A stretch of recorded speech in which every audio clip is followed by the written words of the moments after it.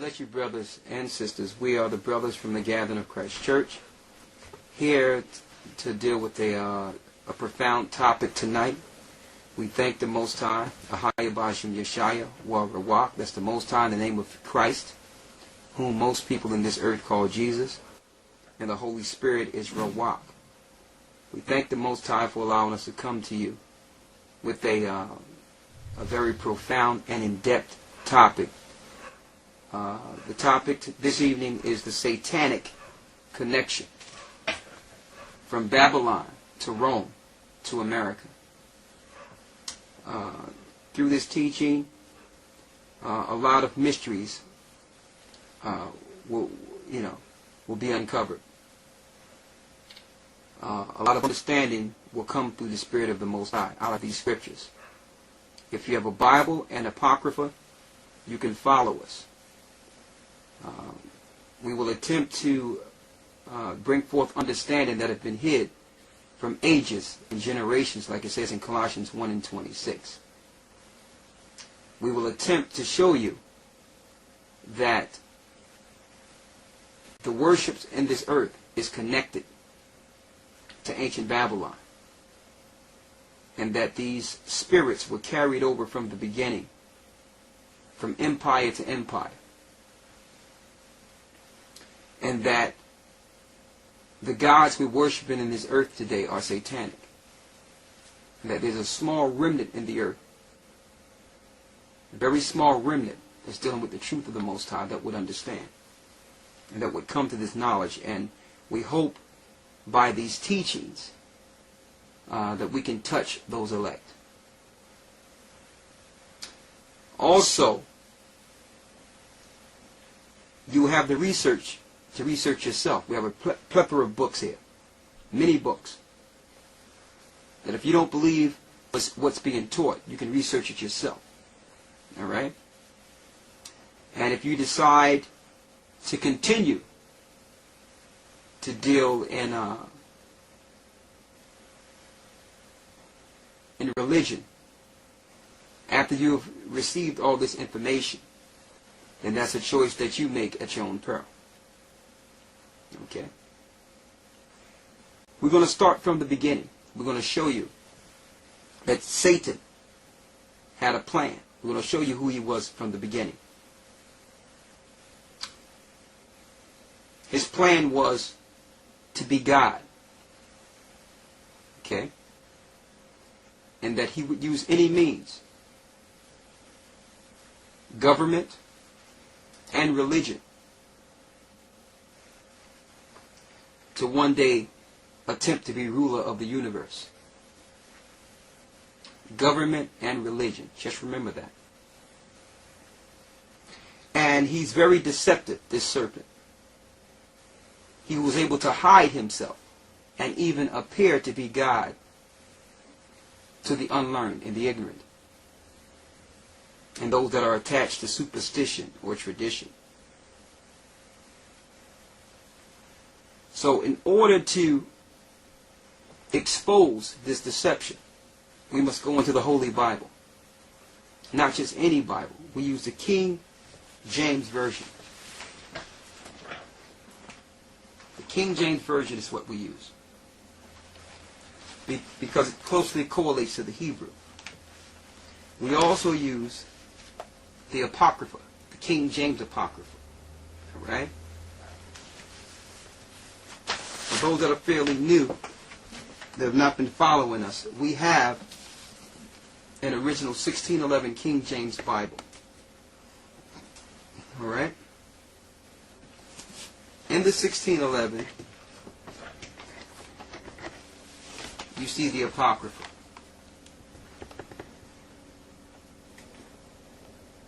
So if you don't have an Apocrypha, you're not learning from a complete Bible.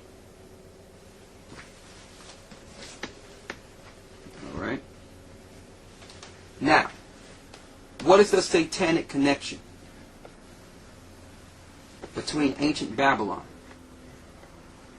Rome, and America? And we're bringing this forth also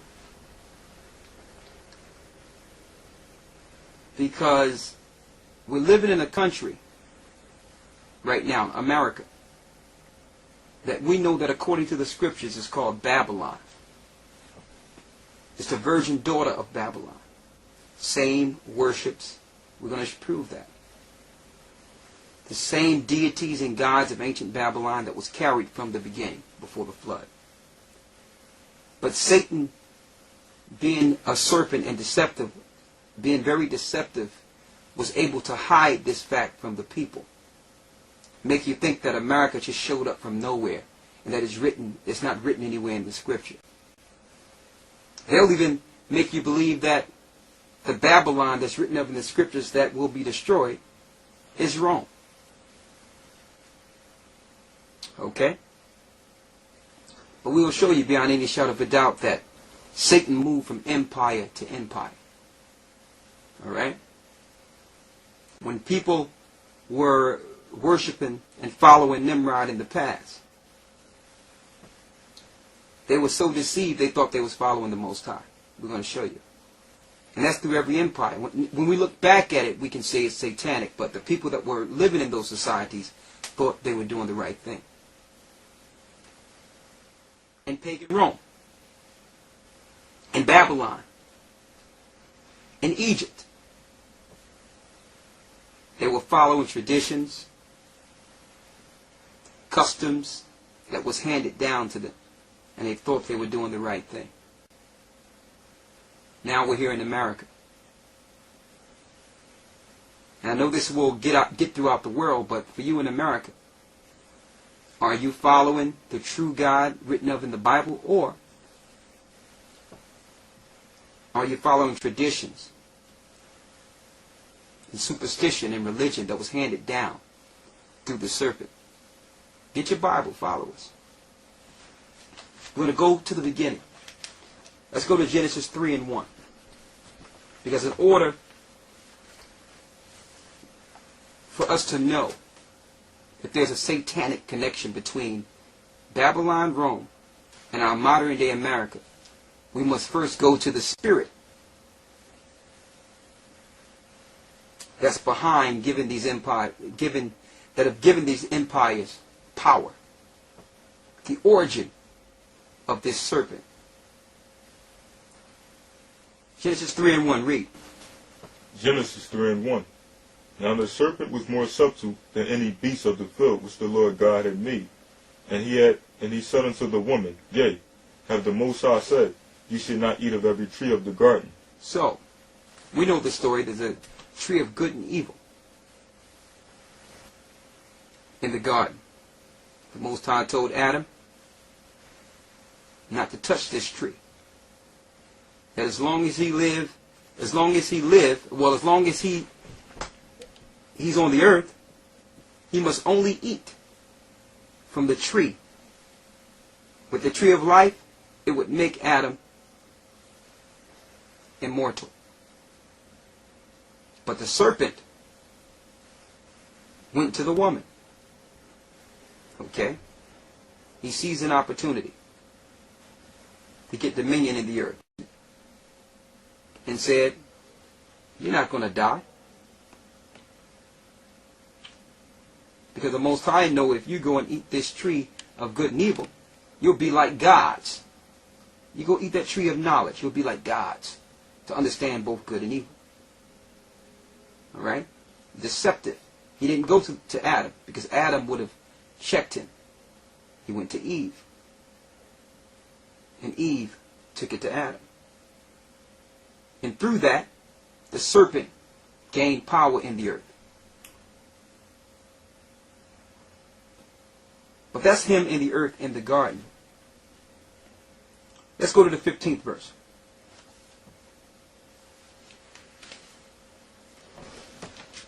Verse 15.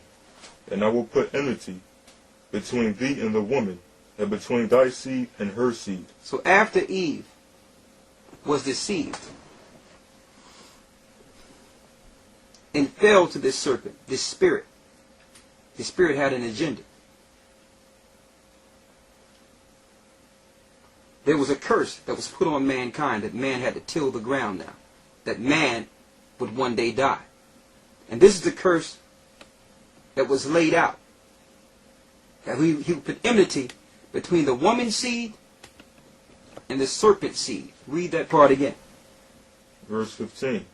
And I will put enmity between thee and the woman, and between thy seed and her seed. Go ahead. And it shall bruise thy head, and thou shalt bruise his heel. So, the Most High was showing a war, a spiritual war, that would manifest itself in the physical. That until the consummation, Satan's seed would be in variance, continual variance, against the woman's seed. Continual variance. So all through the earth, until the consummation, from the beginning, there will be a battle between good and evil, and it would manifest itself in the physical. Alright? So now, in order for Satan's seed to battle against the woman's seed, he must get dominion in the earth. And through this dominion, eventually take down and destroy the righteous seed in the earth. And you're going to find he would use men determination for power, and vanity, government, and religion. You must get them through what they believe and their institution of life. He did this through each society. And I'm pointing this out because we're taught that the God in the Old Testament was this bad guy. He was a different God. That's why we don't read the Old Testament. There's too much killing and too much bloodshed, too much back and forth. That's what we're taught. But we don't know why there was so much bloodshed. You're going to find out that there were bloodshed because of these two seeds battling in the Old Testament. The Most High, through each of these wars in the Old Testament, was putting his seed, which is his chosen people, in variance against the serpent seed. And each time these wars would escalate, the serpent would get away and started in another government. Yes. Government and belief. We're going to show you. I need you to go to Luke 10 and 18. And I'm going here because we have to give you the mindset of this serpent. His origin. His agenda.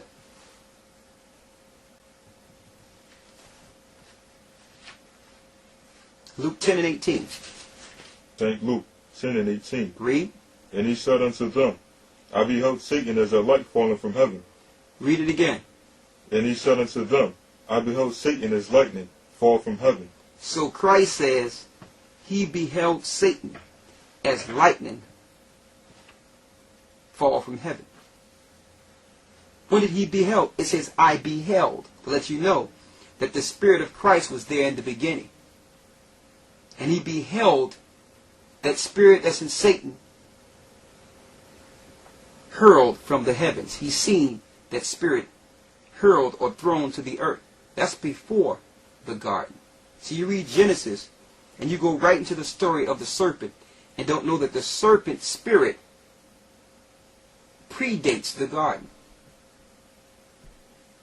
So when it says, let us make man in our image in Genesis, it was talking about the Son, Father, and the Holy Spirit. Christ was there in the beginning when the heavens was made, his spirit. And he beheld Satan hurled to the earth as lightning. Why? We're going to show you why. So he didn't just creep up into the garden and had a problem with mankind for nothing. Okay? He had an agenda. There's a reason Satan wanted to attack and destroy the creation or the image of the Most High in this earth, because he had indignation against the Ancient of Days, the Most High AHAYAH. Okay? So we're going to show you the serpent's true origin and why he's so adamant with killing and destroying and setting up governments to destroy in the earth. Let's get Ezekiel 28 and 12. Start at 2. Ezekiel 28 and 2. Ezekiel 28 and 2. Read. Son of man, say unto the prince of Tyrus, thus saith the Lord power, because thy heart is lifted up, and thou hast said, I am the Most High. I sit in the seat of the Most High, in the midst of the seas. Yet thou art a man, and not the Most High. Yet thou art a man, and not the Most High. Why does it say king of Tyrus? See, because since Satan is a spirit, in order for him to execute rule in the earth, he must entice man and set up kings and governments that would do his rule and power in the earth. He must use mankind. So the king of Tyrus, all these different kings, Pharaoh, you name them, were being utilized by Satan. Okay, and he said, and the spirit in the king Tyrus says that I am, and there's none else. So that's Satan claiming to be the Most High. The Most High name is I am. Go down to the 11th verse. And read from 11 to 17. Verse 11. Moreover, the word of the Lord came unto me, saying, Son of man, take up a lamentation upon the king of Tyrus. Take up a lamentation upon the king of Tyrus, and say what? And say unto him, Thus saith the Lord power, Thou sealest up the sum, full of wisdom, and perfect in beauty. Thou hast been and eaten the garden of the Most High. That's how you know it's talking about the serpent and not the king Tyrus in the book of Ezekiel. Because the king Tyrus was not in the Garden of Eden, but the spirit that was controlling King Tyrus was in the Garden of Eden. The serpent. Read that verse again. Thou hast been in the garden thou hast been and eaten the garden of the Most High. Every precious stone was thy covering, the sardius, topaz, and the diamond, the beryl, the onyx, and the jasper, the sapphire, the emerald, and the carbuncle, the gold, the workmanship of the tabrets and the pipes was prepared in thee the day that thou was created. So the day that he was created, he was covered in all these different jewelry and diamonds. Lucifer was his name. The light. The morning star. Okay? He was covered in all types of jewels before he fell. He was one of the original angels. Okay? Before the earth was created. Read. Verse 14. Thou art the anointed cherub that covereth. He says, Thou art the anointed cherub that covereth. The mercy seat up in heaven. So there's two cherubs before the Most High, and Lucifer was one of them. It was Lucifer and Michael, the two holy cherubs in heaven before he fell. Read. And I have set thee so. Thou was upon the holy mountain of the Most High. He said, you was once up there at the holy mountain of the Most High. You was up there with the Most High at one point. Read. Thou hast walked up and down in the midst of the stones of fire. The stones of fire are the angels. So he had a place above the angels. He was at the holy cherub, a leader of angels. Read. Verse 15. Thou wast perfect in thy ways from the day that thou was created, till iniquity was found in thee. Until sin was found in him. Okay? Lucifer wanted to be like the Most High. Lucifer wanted to disrespect the power that made him. Read. Verse 16. By the multitude of thy merchandise, they have filled the midst of thee with violence, and thou hast sinned. Therefore I will cast thee as profane out of the mountain of the Most High, and I will destroy thee, O covering cherub, from the midst of the stones of fire. So he was thrown out from amongst the stones of fire. The stones of fire are angels. The angels are made of pure fire. Okay? So, Satan was kicked out and had a problem with this decision. So because of that, he made a promise. Go to Isaiah 14.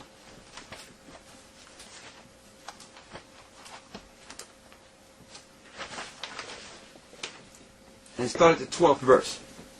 Isaiah 14 and 12. How art thou fallen from heaven, O Lucifer? How did you fall from heaven, O Lucifer? Read. Son of the morning. He was called son of the morning. And the reason he was called son of the morning, he was the morning star. Okay? When a new day is coming in, he was so bright from the heavens, you could see him from the heavens. That's how bright he was. Read. How art thou cut to the ground, which didst weaken the nations? How did you fall? Which did weaken the nations, to let you know that he would come in the earth and make all the nations weak. Okay? Through warfare, bloodshed, violence. That's what he'd do. He would creep into government and make the nations weak. Read. Verse 13. For thou hast said in thy heart, I will ascend into heaven. Now listen to this promise, because this is key here. We're gonna tie this in at the very end. Once he was hurled, Lucifer promised that he would do what? I will ascend into heaven. I will ascend unto heaven. How do you ascend? You have to go up. You have to fly. You have to go above the clouds. So he promised once he was thrown out that one day he would go back up to where the Most High is. How can he do that without using the physical? How can he get back to the heavens without using the people within the earth? He had a plan. Not only would he try to get back out into space, into the heavens, but he would use God's creation to help him fight against the Most High. Read that part again. For thou hast said in thy heart, I will ascend into heaven. I will exalt my throne above the stars of the Most High. I will sit also upon the mount of the congregation. So he promised to go beyond the stars of the Most High, which is space. So we know that the Most High is out there in space, because he says, the earth is my footstool. And he says that he would go up to try to sit on the congregation of the Most High. So he came into the earth mad at mankind. He needed to take the dominion of the earth to deceive the nations, to one day help him get back to the Father, to fight. So how can he do that without government? So we're going to go through all the governments, from the ancient government to our present time. Read on. I will sit also upon the mount of the congregation, and the sides of the north. The sides of the north is where the Most High is. As far north high as you can go, that's where he is. Okay? Read. Verse 14. I will ascend above the heights of the clouds. I will be like the Most High. I will what? I will be like the Most High. I will be like the Most High. That's what Satan promised. Now, in order for him to be like the Most High, he must shed this evil stigma, so to speak. Being a serpent, a cunning serpent, he must deceive the Most High's creation into believing he's good. And that the Most High that did this to him is evil. If he is to be like the Most High, we know that the Most High, AHAYAH, the God of all gods, is worshipped. So he must take God's creation and have them turn their back on the Most High and worship him. Okay? Now we must examine the scriptures thoroughly and make sure we're not deceived. That we're following the God that hurled Satan, not Satan. Here's a precept for that, to show you that Satan himself would deceive the people and make you think that he's God or Christ. Go to 2 Corinthians 11th chapter and read the 14th verse. 2 Corinthians 11 and 14. Read it. For Satan himself is transformed into an angel of light. Read it again. And no marvel, for Satan himself is transformed into an angel of light. So Satan himself has transformed into an angel of light. See, if he came to the true form, no one would follow him. So he must make you believe you're following God or the Most High. But he cannot do that, again, without physical help from the Most High's creation. Read the next verse. Verse 15. Therefore, it is no great thing if his ministers also be transformed as the ministers of righteousness. So there is no great thing if his ministers, because Satan have ministers now, also be transformed as the ministers of righteousness. Read. Whose end shall be according to their works. And their end shall be according to their works. The ministers that are actually teaching Satan's doctrine, your end will be according to your works, because you should have read and understood what God you were following. Okay? But going back, Satan appears as an angel of light. So it behooves everyone that's listening, learning, that's reading this Bible, it behooves you to figure out if you're following the angel of light, who's presenting himself as an angel of light, but it's really Lucifer turned Satan. He's going to deceive you. So the only way you'll know is through these scriptures, through filtering doctrine through scripture. But let's get back on the beaten path here. So we understand Lucifer was in the heavens. He was hurled into the earth.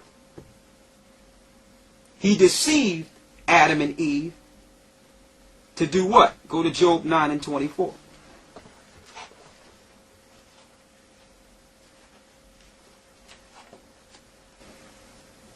Job 9 and 24. The earth is given into the hand of the wicked. The earth is given into the hand of the wicked. Read. He covereth the face of the judges thereof. And the wicked will cover the face of the true judges. So because Adam fell, Satan got power over the earth. All dominion was given to Adam when you read that in Genesis, the first chapter. And in the second chapter you see that he named all the animals. So because of Adam's fall, the earth was given to Satan. Now, he's dealing with a race for time. So before he's judged, he needs to deceive the earth with their participation and go back to the Father and take down the Father. That's his mindset. I know a lot of you thinking, well, who can do that? Well, he's the same spirit that tried to go against the Most High before. That's the spirit that we're dealing with here. Okay?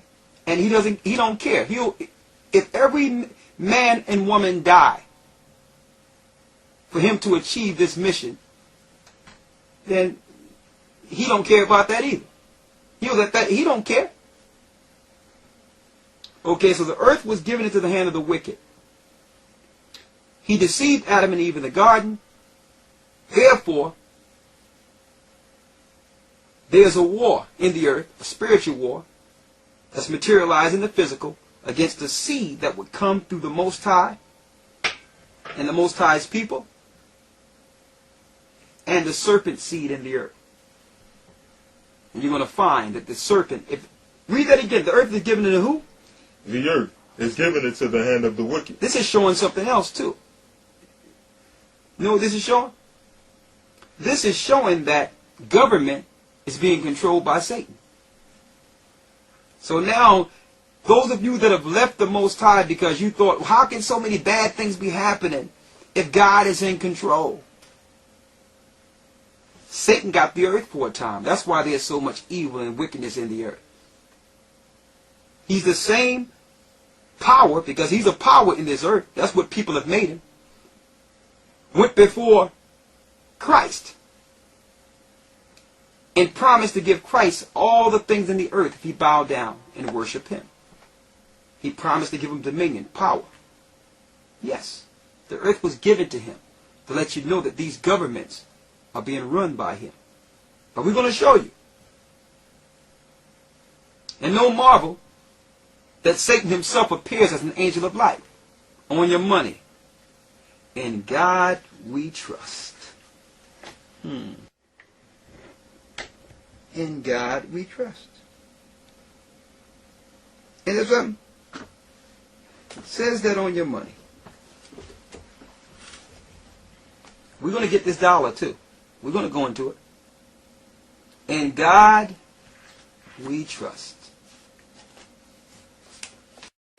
No marvel that Satan himself appears as an angel of light. Okay. Now we're going to Genesis the sixth chapter here. Genesis 6, you there? Mm-hmm. And we're going to show you the beginning of how the serpent seed will come into the earth. And this seed will be at variance against the woman's seed. Read Genesis 6 and 1. Genesis 6 and 1. And it came to pass, when men began to multiply on the face of the earth, and daughters were born unto them, the sons of the Most High saw the daughters of men, that they were fair. These sons of the Most High are angels. They saw the daughters of men, that they were fair. Okay? Good looking. These are angels looking at women. Now, how do you know this is angels and not people? When you look at the first verse, and it came to pass when men began to multiply on the face of the earth. That's men and women right there. Having sex and multiplying on the earth. And daughters was born unto them. That the sons of God saw the daughters of men, that they were fair. Now the Roman Catholic Church tried to hide this fact and say, well, these are the children of Seth. We're going to show you why they try to hide the identity of the sons of God. You're going to find that these are the gods they're worshiping in the Catholic Church.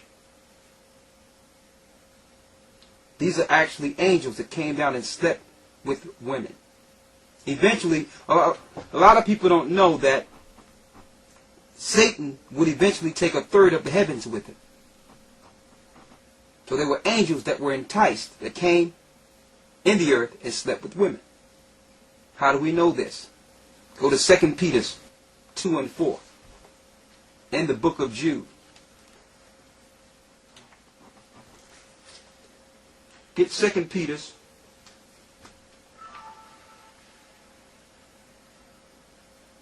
2 and 4. 2 Peter 2 and 4. For if the Most High spared not the angels that sinned. If he did what? For if the Most High spared not the angels that sinned. That's crystal clear. If the Most High spared not the angels that sinned, read.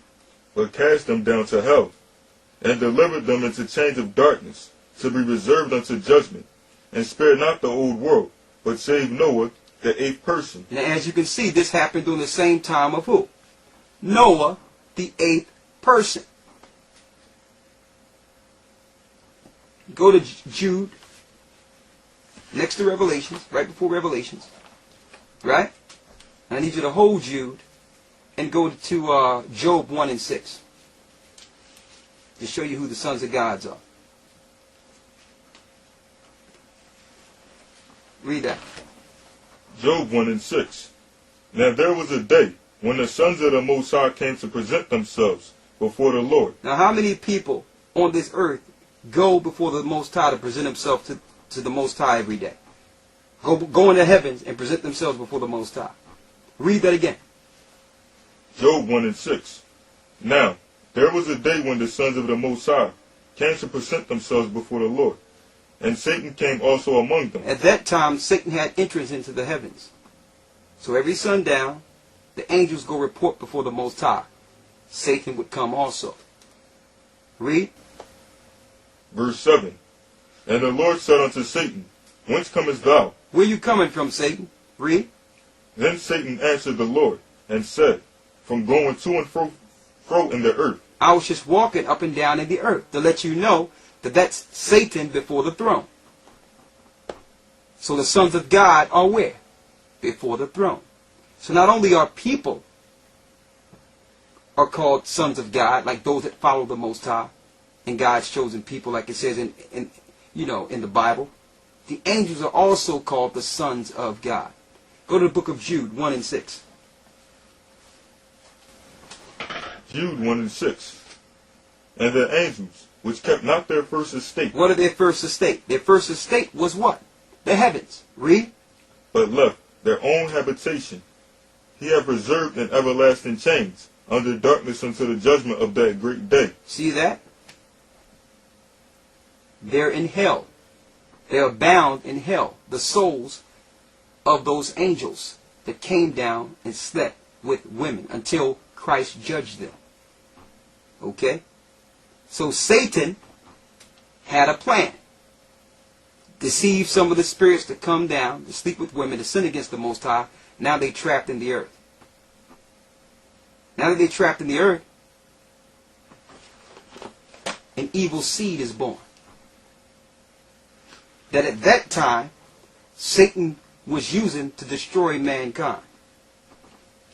Now we understand why Noah was told prior to that by the Most High to build an ark.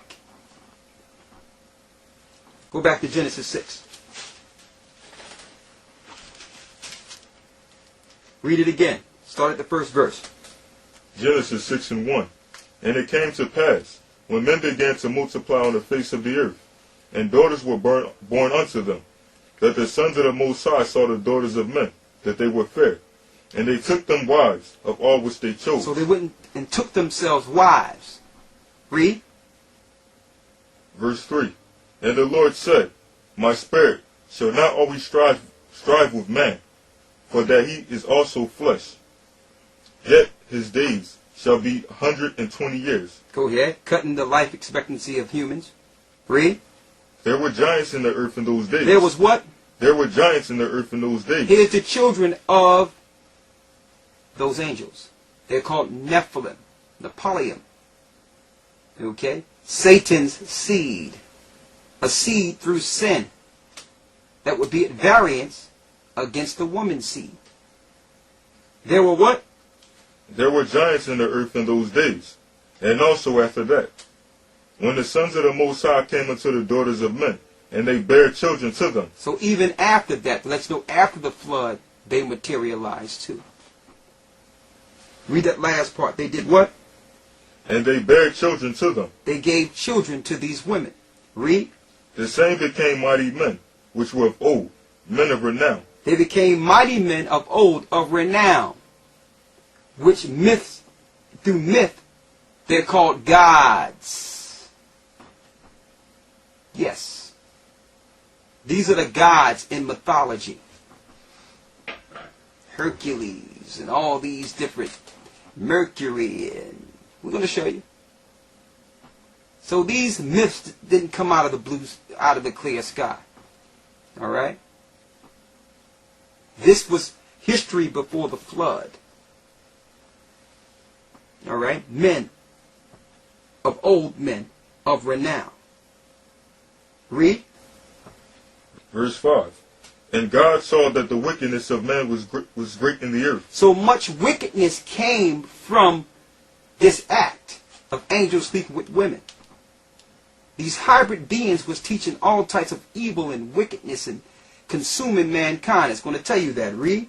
And that every imagination of the thoughts of his heart was only evil continually. Go ahead.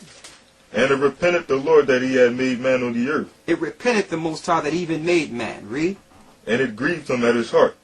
And the Lord said, I will destroy man, whom I have created from the face of the earth, both man and beast, and creeping things, and the fowls of the air, for it repented me that I have made them.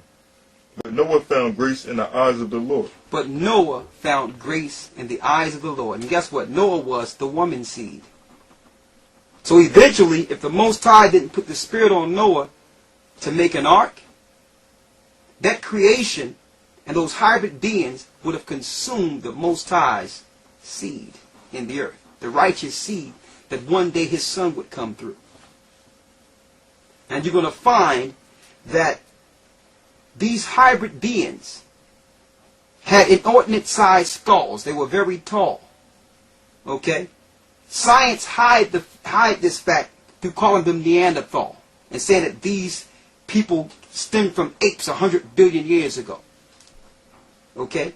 They hide the fact that these beings came to the earth and was dealing with high levels of what you would call angel technology and science to splice creation and splice animals and make hybrid beings like what you would call Tyrannosaurus rexes, dinosaurs, and all these hybrid types of animals that you might buy your kids.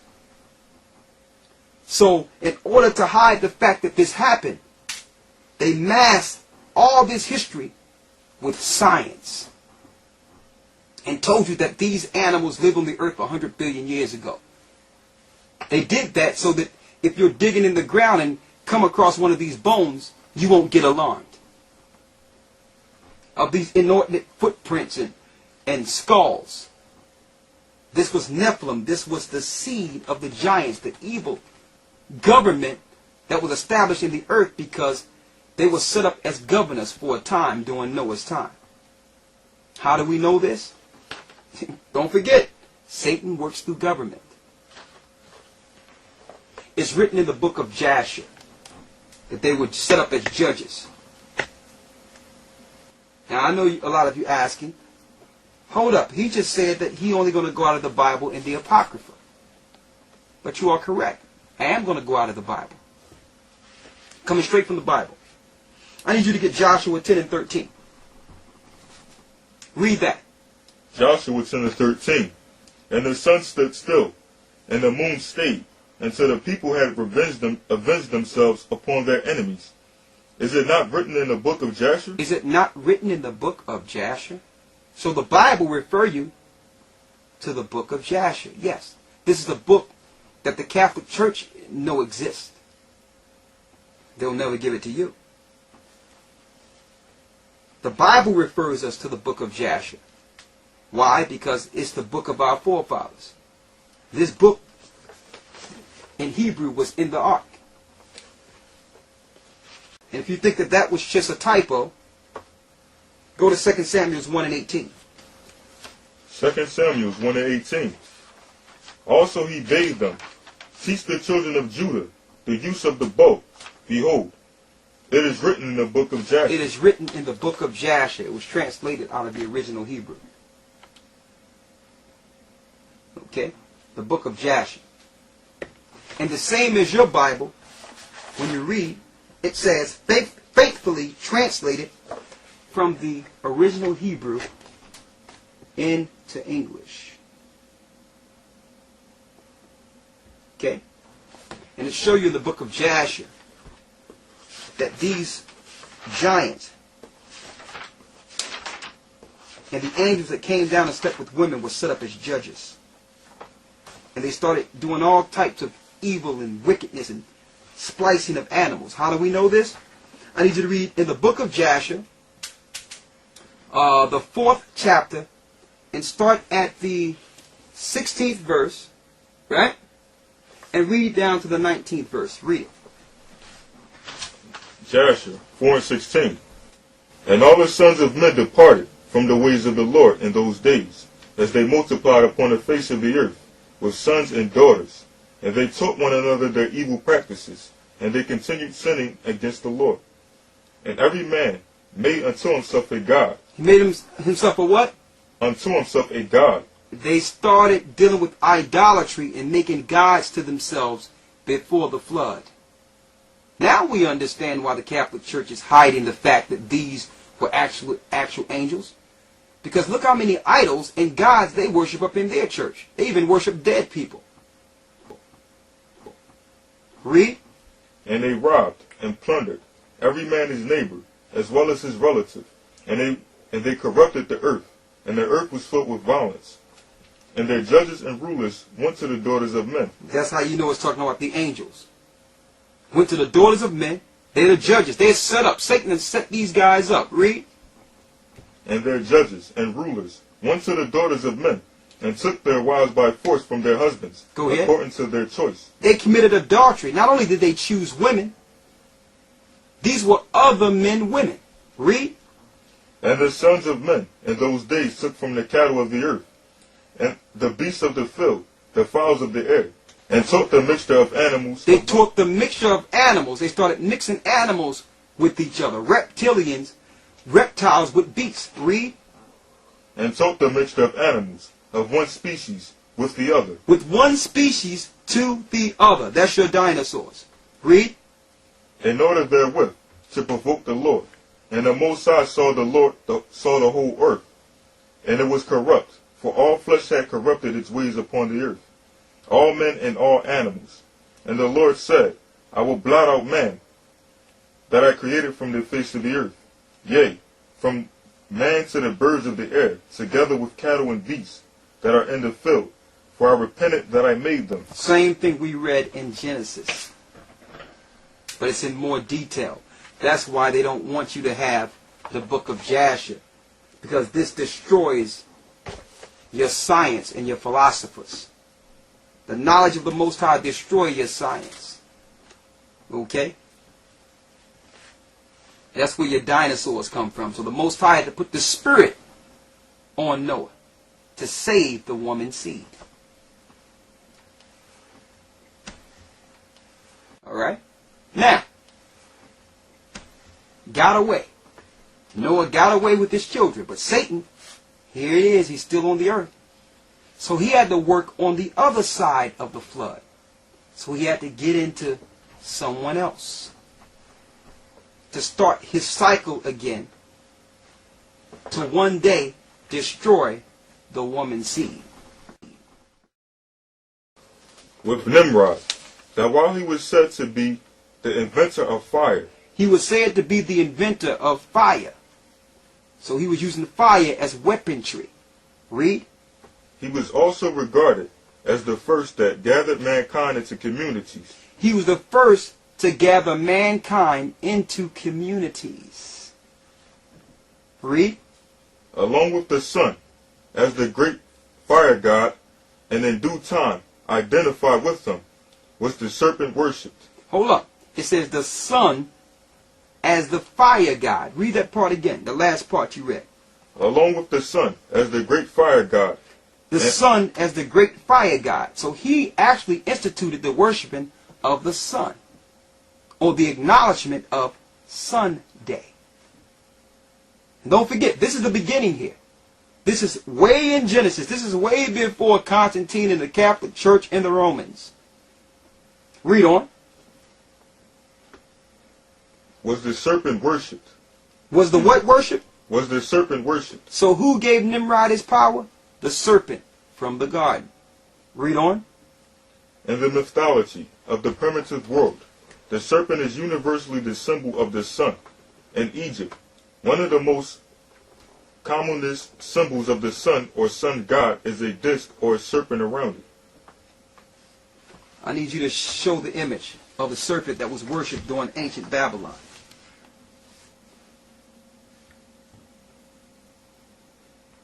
See that? Got that. Okay. So, now the serpent is going to use the government with Nimrod as the chief king and spiritual leader to put the people in communities and teach them ways against the Most High, to build a tower to fight against the Most High, to go into the heavens and fight the Most High. And you're going to find that this blueprint Nimrod used is used and it's advanced through each civilization. You're going to find Alexander the Greek used the same pattern as Nimrod. The Romans used the same pattern as Nimrod. America used the same pattern as Nimrod. Control the communities, control their thinking, and help them build, join their armies, join their armed forces, join their, their lifestyle, to eventually use all your spirit and your force to get out in space and fight against the Most High. And while you're doing it, you're worshiping the serpent. We're going to bring it all together. Let's go into Nimrod real quick. Go to Genesis 11. Start at the first verse. Let's read a little quicker so we can get through it. Genesis 11:1. And the whole earth was of one language and of one speech. And it came to pass as they journeyed from the east, that they found a plain in the land of Shinar, and they dwelt there. And they said to one another, Go to, let us make brick and burn them thoroughly. And they had brick for stone, and slime had they for mortar. And they said, Go to, let us build a city and a tower, whose top may reach unto heaven. And let us make us a name, lest we be scattered abroad upon the face of the whole earth. And the Lord came down to see the city and the tower, which the children of men builded. And the Lord said, Behold, the people is one. The people is one. Now they're one with Satan. They're not one with him. They're one against him. Satan again. The people are one, read. And they have all one language. And this they begin to do. And now nothing will be restrained from them, which they have imagined to do. So if the Most High didn't stop them, they would have accomplished their feat, their mission. Okay? Their mission was to get before the Most High, because Lucifer knew exactly where the Most High is, but he need to use resources within the physical to one day get out in space. Read. Verse 7. Go to, let us go down, and there confound their language. Let's stop their language. So the angels had to come down and stop them from communicating. And it tell you in the book of Jasher that the Tower of Babel was so high, it would take 1.5 years for a man to walk from the base of it to the top. And it wasn't finished yet when the Most High confounded the language. That's how tall this building was. Read. Go to, let us go down and confound their language, that they may not understand one's speech. So the Lord scattered them abroad from thence upon the face of all the earth, and they left off to build the city. Therefore is the name of it called Babel, because the Lord did there confound their language of all the earth. And from thence did the Lord scatter them abroad upon all the face of the earth. So, as you can see,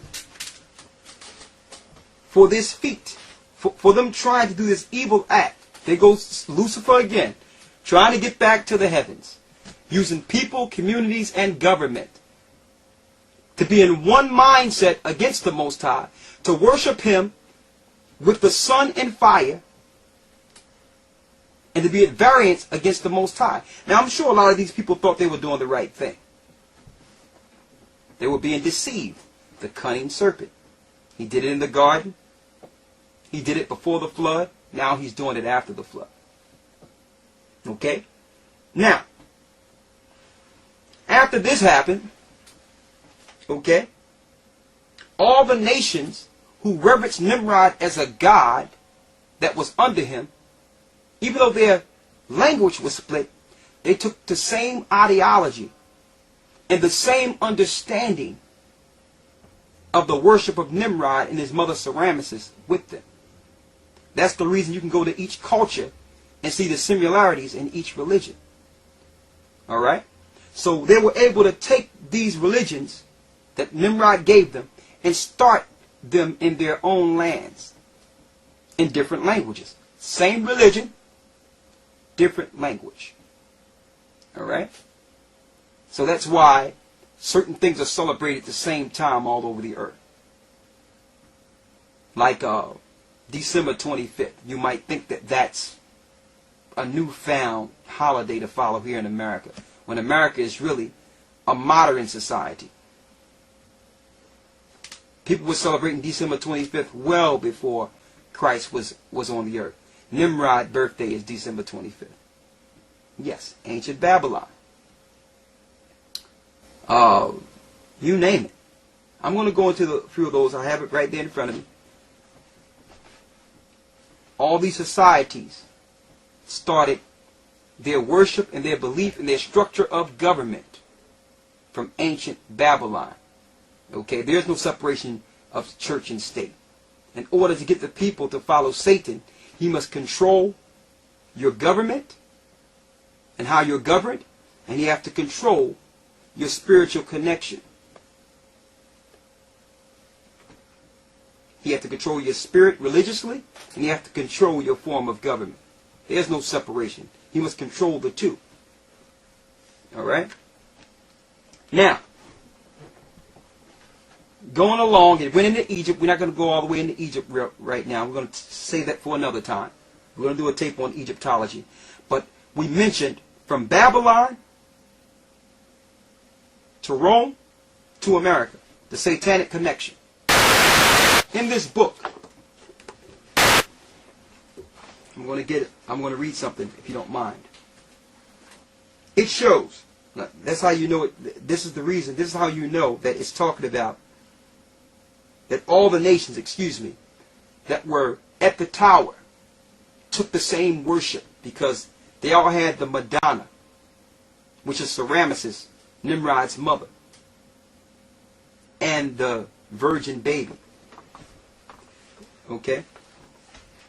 They had the same gods, and they took them all over the earth. So it doesn't matter what society you go into, you will find the same deities. You have people with the mother in Madonna that have never frequented Europe, ever in their life. Let me get it out of here real quick here. Here's an example from ancient Babylon. You have Semiramis and child in ancient Babylon.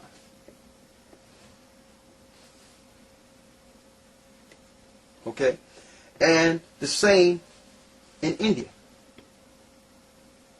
See that? Same in India, these figures.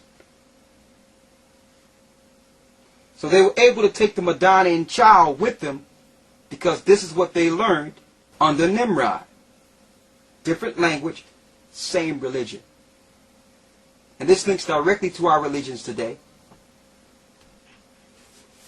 Primarily Christianity. Alright? I'm going to read. Exactly so in this latter respect.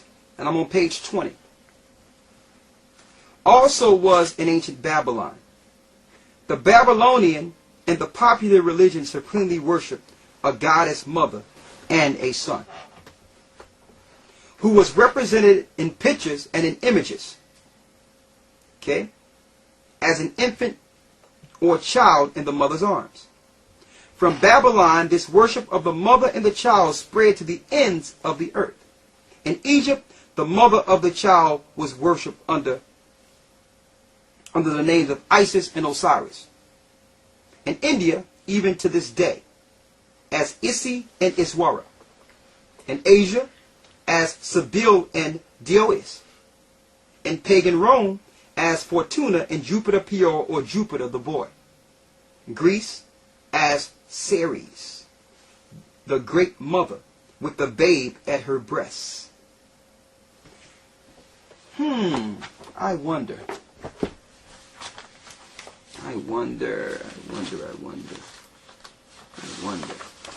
In ancient Babylon, I see the goddess, the pagan goddess, a star, holding a torch.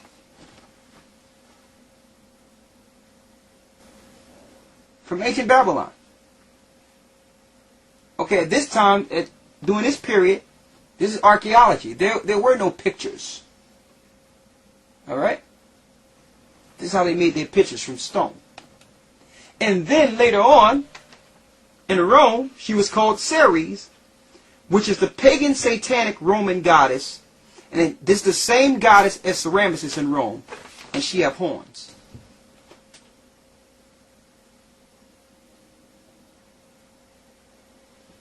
And lo and behold, the French sent her to us, or America, in 1886.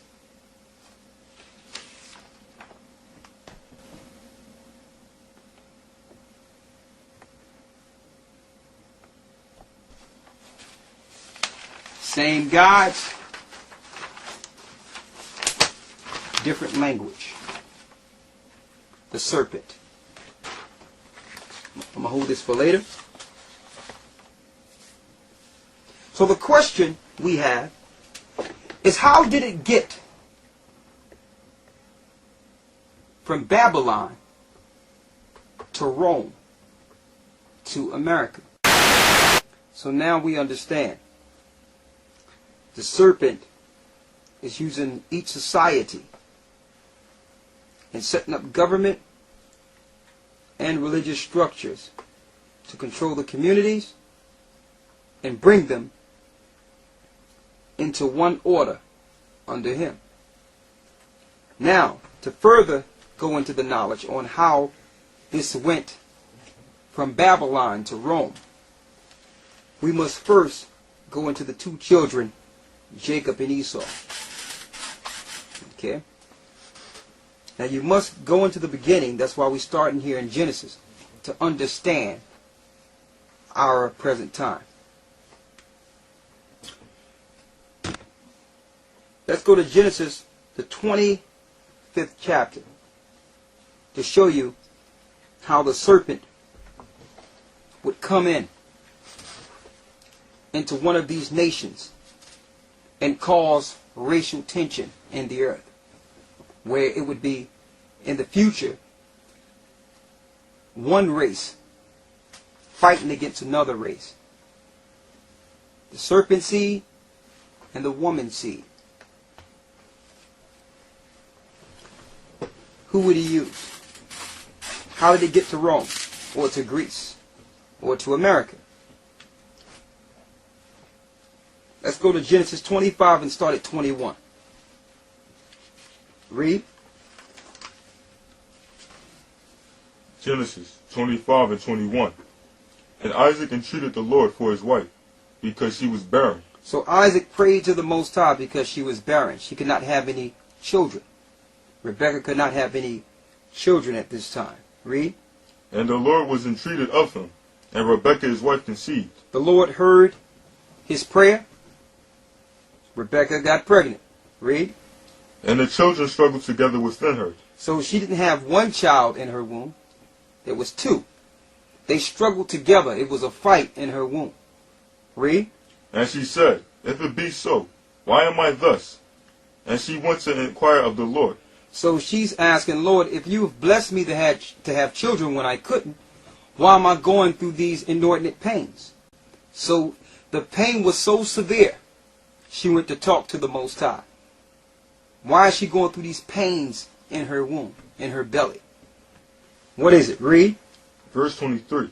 And the Lord said unto her, Two nations are in thy womb. Two nations are in thy womb. Now the Lord is letting her know why she's dealing with these struggle and these inordinate pains in her stomach. Two nationalities or two races is in this one woman's womb. Read. And two manner of people shall be separated from thy bowels. He told Rebekah, two manner of people shall be separated from thy bowels. They ought to be separated from birth. Okay? Read. And the one people shall be stronger than the other. And the one people shall be stronger than the other people. Now look, there's two different races coming into the earth. One stronger than the other. Okay? So obviously, in the future, there will be some what? Racial tension. Alright? See, we don't understand why there's racial tension today because we don't read the Old Testament. We don't read the Bible and understand that these things were predestined. One shall be stronger than the other, and what? And the elder shall serve the younger. So the Lord told Rebekah that the first child that come out of your womb will be the servant to the younger brother. Read. Verse 24. And where her days were to be delivered were fulfilled, behold, there were twins in her womb. So when it was time for her to have children, the prophecy was fulfilled. They were twins. She brought forth twins. Now let's imagine this. Let's put our minds back here for a moment. Now we know that usually the first child that's born is the heir to the inheritance of his father. But the Lord was doing something different here. He said the elder shall serve the younger. Now, based on that alone, you can see how the serpent can creep up in the future on this older child. Because everything belongs to him, right? He's the heir. But the Lord says, the elder shall serve the younger. So now you can see how it's coming into play. How the serpent can use that as a pretext, an opportunity to link to the older child. But I don't want to give it all away. I'm going to show you how it happened according to Scripture. But it's nothing that Esau, who came out first, there's nothing he could do. And we're going to show that. Because the prophecy was written before Jacob and Esau was born. Read the next verse. Verse 25. We're at 25 and 25, right? Mm-hmm. Read. And the first came out red. And the first came out red. All over like an hairy garment. And the first child, the servant, came out red all over like a hairy garment. Okay? And there's no such thing. Now this is where race come into play. I know it's a little delicate, but we have to tell the truth. Because all races are contained in the earth. This is where race come into play. There's no such thing as black people per se. Okay? Like for instance, let me grab something here. This is a headband. This is black. There's no such thing as black people. People are shades of brown. By the same token, there's no such thing as white people. This sheet of paper is white. Alright? The first came out red because the first child did not have melanin. Melanin is what makes you brown. If you don't have melanin, your blood show forth through your skin. That's red. If you pinch yourself, that becomes red. Okay? The first came out red. Perfect example. If I show you a picture of Cesar Borgia, like we're going to show you a little later. As you can see, the paper around him, the color around him, which is the paper, is white. But you see Cesar Borgia, he's shades of red or pink. That's just an example that we're going to bring out later. So the first, now this is a phenomenon in the earth. This is the first time and the first and only time where two different nations are going to come out of the same woman. So when her days were to be delivered, there were twins in her womb. And the first came out red all over like a hairy garment. And they called his name who? And they called his name Esau. That's Esau. That's the first brother. That is the father. That is the father of the purebred Idumean or Edomite or Caucasian race. Read on. Verse 26. And after that came his brother out. It says, and after that came his brother. And what was his name? And his hand took hold on Esau's heel. And his hand took hold of Esau's heel. Read. And his name was called Jacob. And his name was Yaquab or Jacob. Alright? So now, as you notice, the Bible did not describe the color of Jacob. Why? Because Jacob looked exactly like the other people in the earth. There was no need for description. But because there was a new race coming into the earth, diverse or different, and a different mannerism from the people before it, the Bible had to identify the different child. Okay? The first came out red all over like a hairy garment, and they called his name Esau. Alright? Don't forget, the Bible says that Esau was to be the servant. After his brother came out. And it says, and Jacob's hand took hold of Esau's heel. So what do that represent? Okay? Is that an analogy? Let's see. Go to the Apocrypha and get 2nd Esdras out of the Apocrypha. You have it in here? Mm-hmm. Okay. You have a Bible with the Apocrypha in it right here.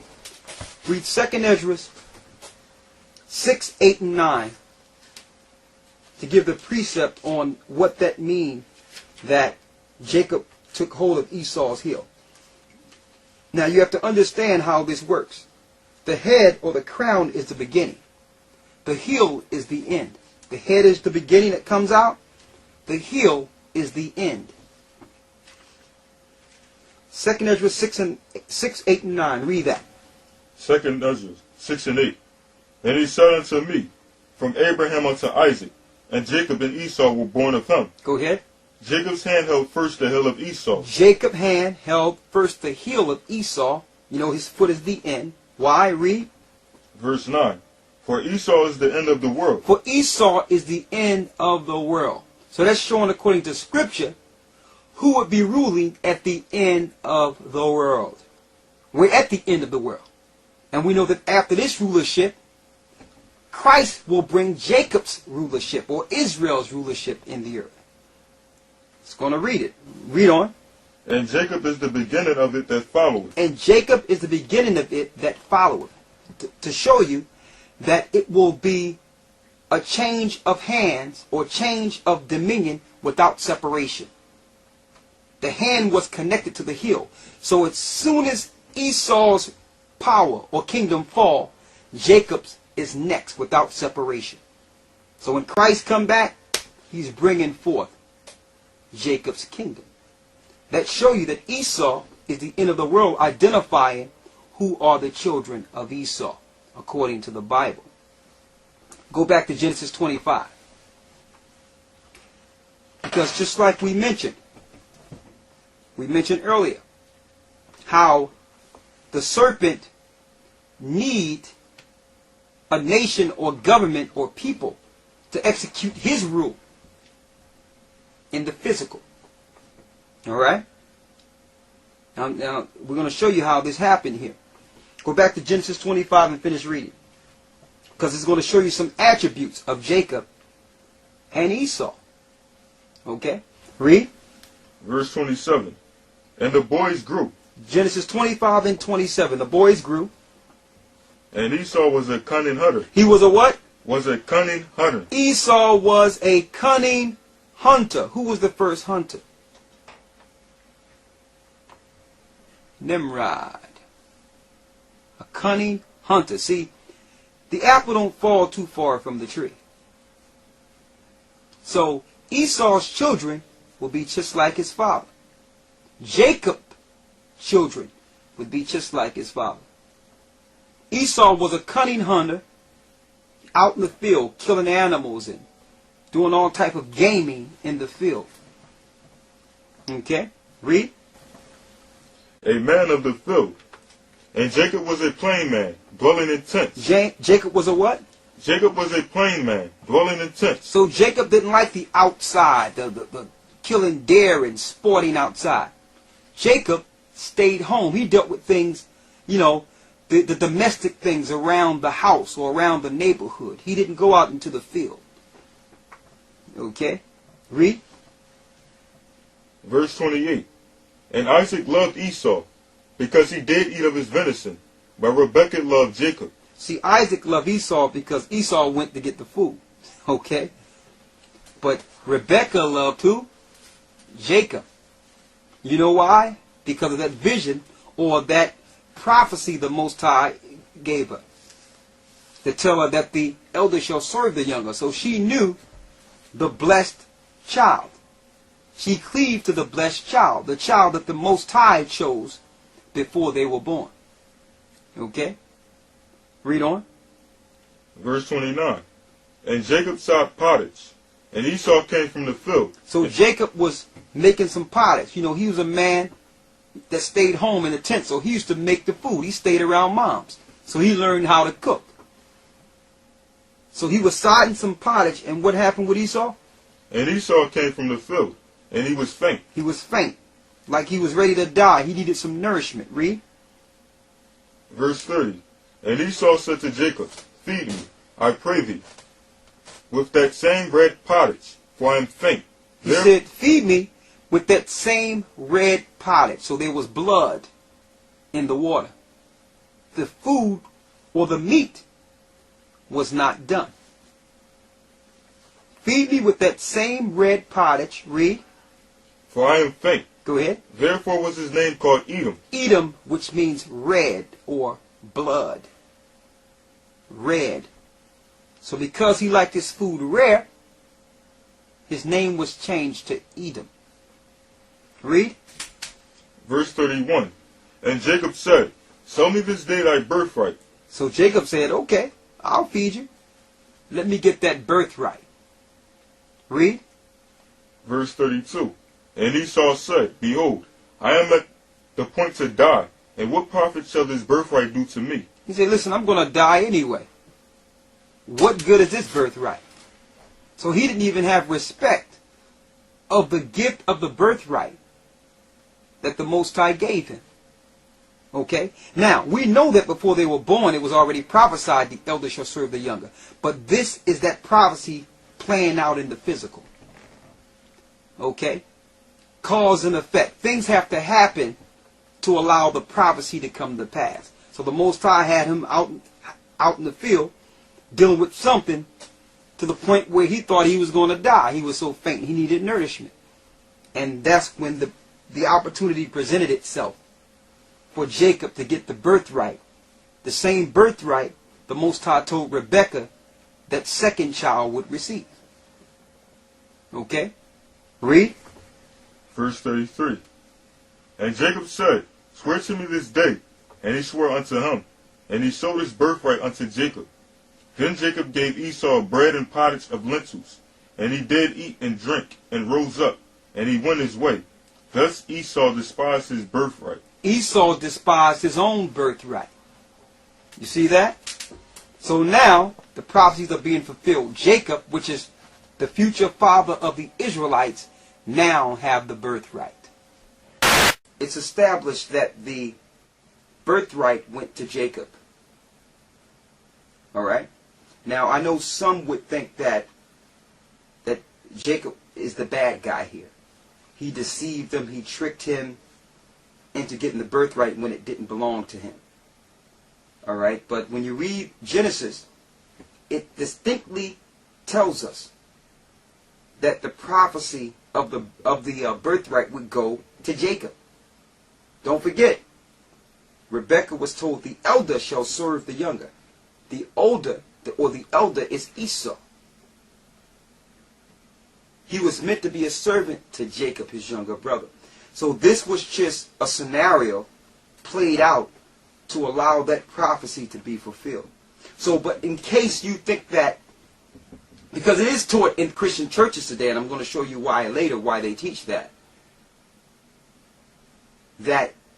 Jacob was a deceiver and he was wrong, and they call him the deceiver in churches. When in the New Testament, it tells us why the Most High set a scenario for Jacob to get the birthright. Go to Romans, the 9th chapter, and read.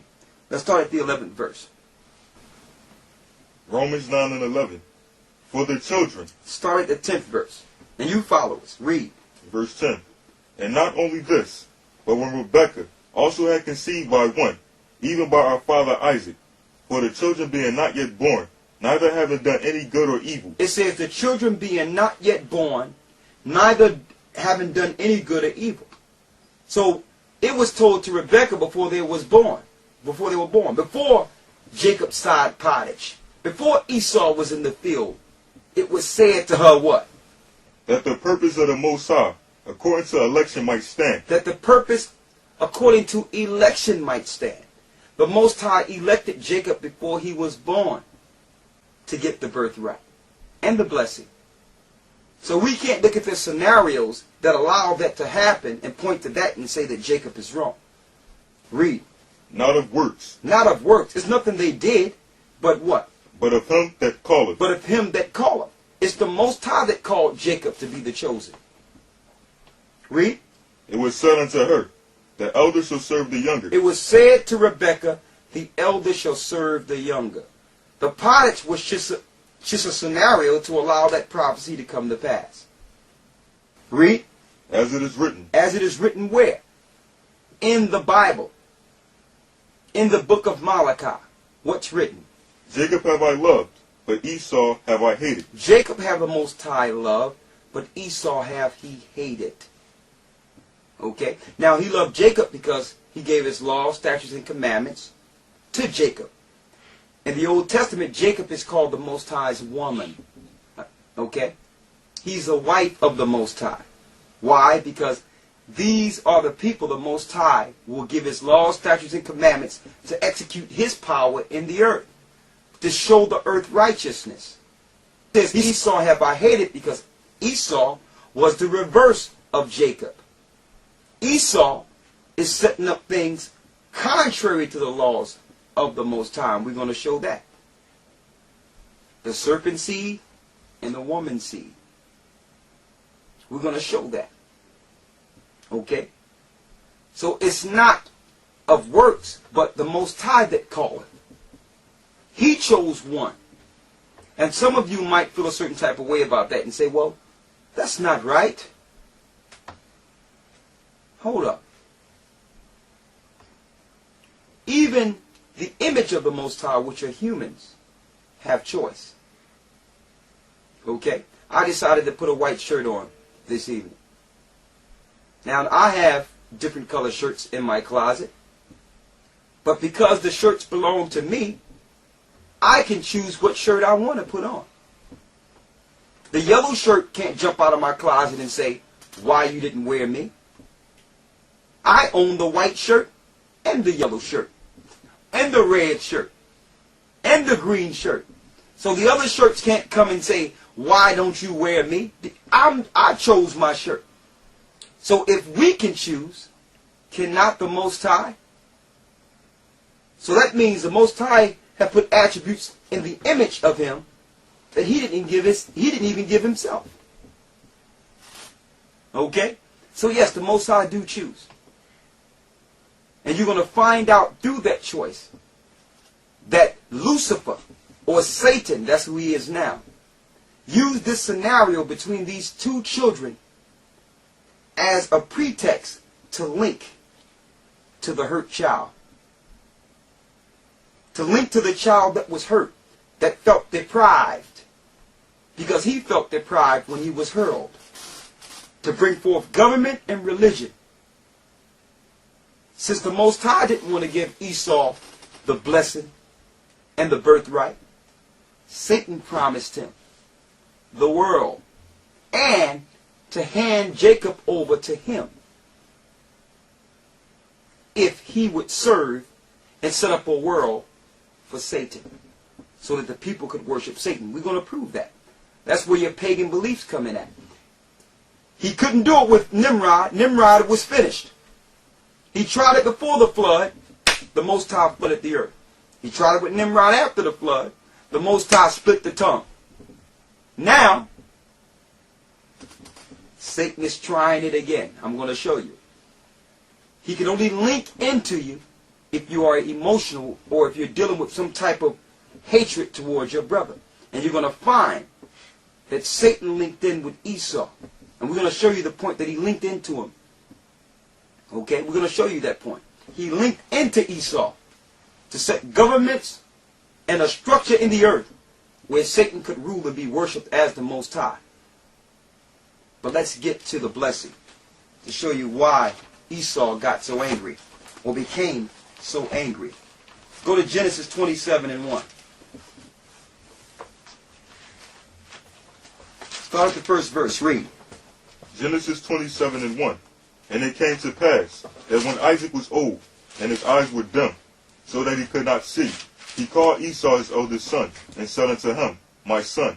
And he said unto him, Behold, here am I.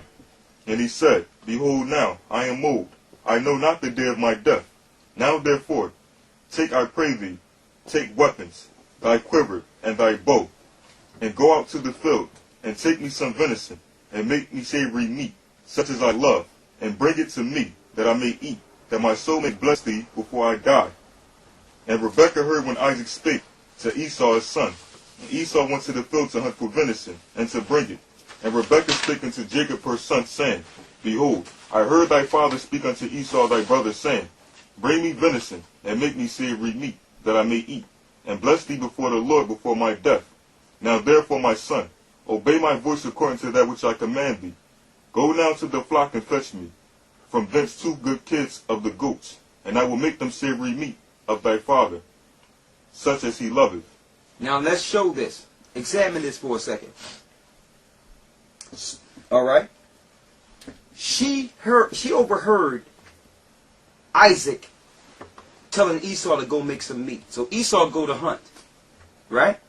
She overhear this and go get Jacob and say, no, Jacob, I'm going to make this food for you just the way your father loved it. Right?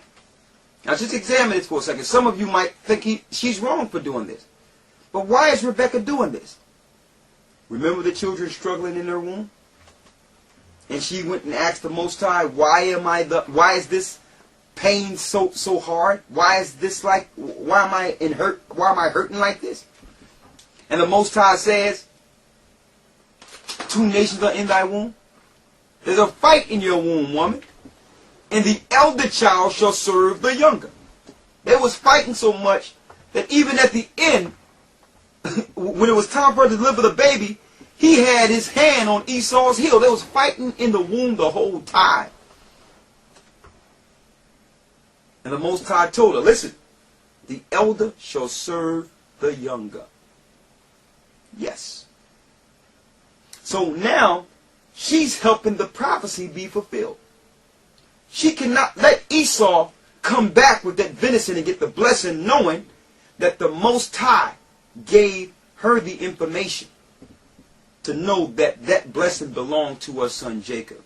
Now, why didn't Isaac know this? Because the Most High didn't tell Isaac. He told Rebekah. Okay? Read. Verse 11. And Jacob said to Rebekah his mother, Behold, Esau my brother is a hairy man, and I am a smooth man. He said, but hold up, I'm smooth. Esau is hairy. I'm not going to be able to get away with this. What did the mother say? Verse 12.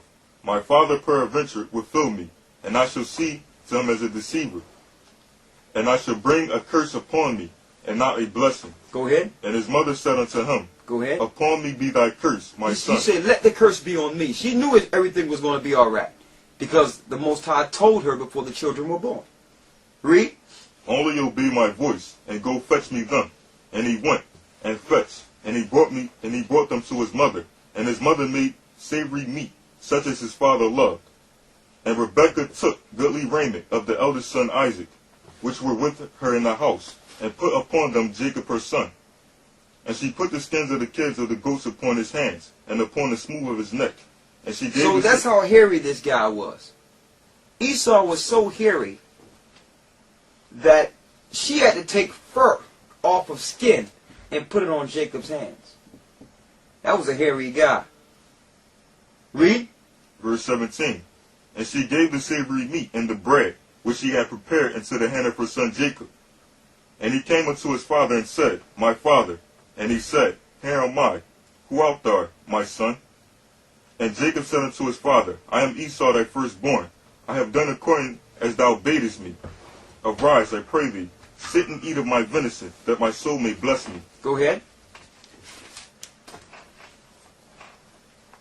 And Isaac said unto his son, How is it that thou hast found it so quickly, my son? And he said, Because the Lord power brought it to me. Now, was he lying right here? No, he wasn't lying. The Most High did bring it to him. The Most High had his mother Rebekah overhear the conversation he had with Esau. And the Most High made it so that he could get this blessing, because it was promised before the children was born. I'm going to keep repeating that, because it's taught in the Christian church. They try to make Jacob out to be this deceiver or liar. They call him in the Christian church Jacob the deceiver. When the Most High promised Jacob and his children everything in the earth before they were born. Read. Verse 21. And Isaac said unto Jacob, Come near, I pray thee, that I may feel thee my son, whether thou be my very son Esau or not. Go ahead. And Jacob went near unto Isaac his father, and he felt him and said, The voice is Jacob's voice, but the hands are the hands of Esau. Go ahead.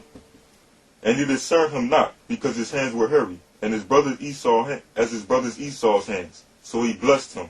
And he said, Art thou my very son Esau? And he said, I am. Go ahead. And he said, Bring it near to me, and I will eat of my son's venison, that my soul may bless thee. And he brought it near to him, and he did eat. And he brought him wine, and he drank. And his father Isaac said unto him, Come near now, and kiss me, my son. And he came near and kissed him. And he smelled the smell of his raiment, and blessed him, and said, See, the smell of my son is as the smell of a field, which the Lord hath blessed. Therefore the Most High give thee the dew of heaven, and the fatness of the earth, and plenty of corn and wine. Let people serve thee, and nations bow down to thee. Be Lord over thy brethren, and let thy mother's sons bow down to thee. Man, that's a blessing right there. Read. Cursed be everyone that curseth thee. Cursed be everyone that go against you. Read. And blessed be he that blesseth thee. And it came to pass, as soon as Isaac had made an end of blessing Jacob, and Jacob was yet scarce going out from the presence of Isaac his father, that Esau his brother came in from his hunting. No soon as Jacob got this blessing and left, Esau coming. Now here he is. He got his animal and everything. You know, he was probably sweating, all out in the field, jumping behind trees, shooting things, trying to make it work. Now he finally have this venison, all tired after hunting. And what do we have to show for it? Read the next verse. What verse are you at here? Verse 31. Read that. And he also had made savory meat, and brought it unto his father. So he was then cooking, he was putting the seasons on that thing, he was getting it ready. And then what happened? And said unto his father, Let my father arise, and eat of his son's venison, that thy soul may bless me. And Isaac his father said unto him, Who art thou? Who are you? Read. And he said, I am thy son, thy firstborn Esau. And Isaac trembled very exceedingly, and said, Who? Where is he that hath taken venison and brought it to me? And I have eaten of all before thou camest, and have blessed him. Yea, and he shall be blessed. He said, yeah, and he gonna be blessed. Like I can't take that blessing back. That's what Isaac is saying here. Read. Verse 34. And when Esau heard the words of his father, he cried with a great exceeding bitter cry. So he got totally upset. Read. And he said unto his father, Bless me, even me also, O my father. Can you give me something, Father? What did Isaac bless him with? Read. And he said, Thy brother came with subtlety, and hath taken away thy blessing. And he said, It is not he rightly named Jacob? He said, listen, I named that kid right. His name is Jacob. Jacob is AHAYAH, which means supplanter. He knows how to supplant. Read. For he hath supplanted me these 2 times. Go ahead. He took away my birthright, and behold, now he hath taken away my blessing. Yes. He took away his blessing. Why? Because the blessing belonged to Jacob before they were born. Alright? So now, you know, this guy is totally upset. First of all, he is the firstborn. He came out first. His father loved him. Alright? And he did everything right for his father. He did it right. Went out to get the kid. The kid goat, killed the goat, did everything right. And Jacob got it before him. Now, most people would get upset here. You have to realize this is not a regular blessing here. This blessing comes down to the people that will rule the universe. Starting with the earth. Read. And he said, Hast thou not reserved a blessing for me? He said, listen, Father, can you give something to me? Read. And Isaac answered and said unto Esau, Behold, I have made him thy lord, and all his brethren I have given to him for servants, and with corn and with wine have I sustained him. Go ahead. And what shall I do now unto thee, my son? He said, listen, I done gave everything to your brother. What can I do for you? Read. And Esau said unto his father, Hast thou but one blessing, my father? Father, at least give me one blessing. Now I need you to examine this blessing carefully. Through this blessing, if you haven't already, you will be able to identify who Esau is today. Read. Bless me, even me also, O my father. And Esau lifted up his voice and wept. And Isaac his father answered and said unto him, Behold, thy dwelling shall be the fatness of the earth, and of the dew of heaven from above. And by the sword shalt thou live. By the what? And by the sword shalt thou live. By the sword you should live. So you will live by killing. You will live by war. You will live as the hunter. Read. And shalt serve thy brother. And it shall come to pass, when thou shalt have dominion, that thou shalt break his yoke from off thy neck. He says, it's going to come a time, Esau, you will have dominion. You will rule the earth. At that time, you shall break the yoke of this curse off of your neck.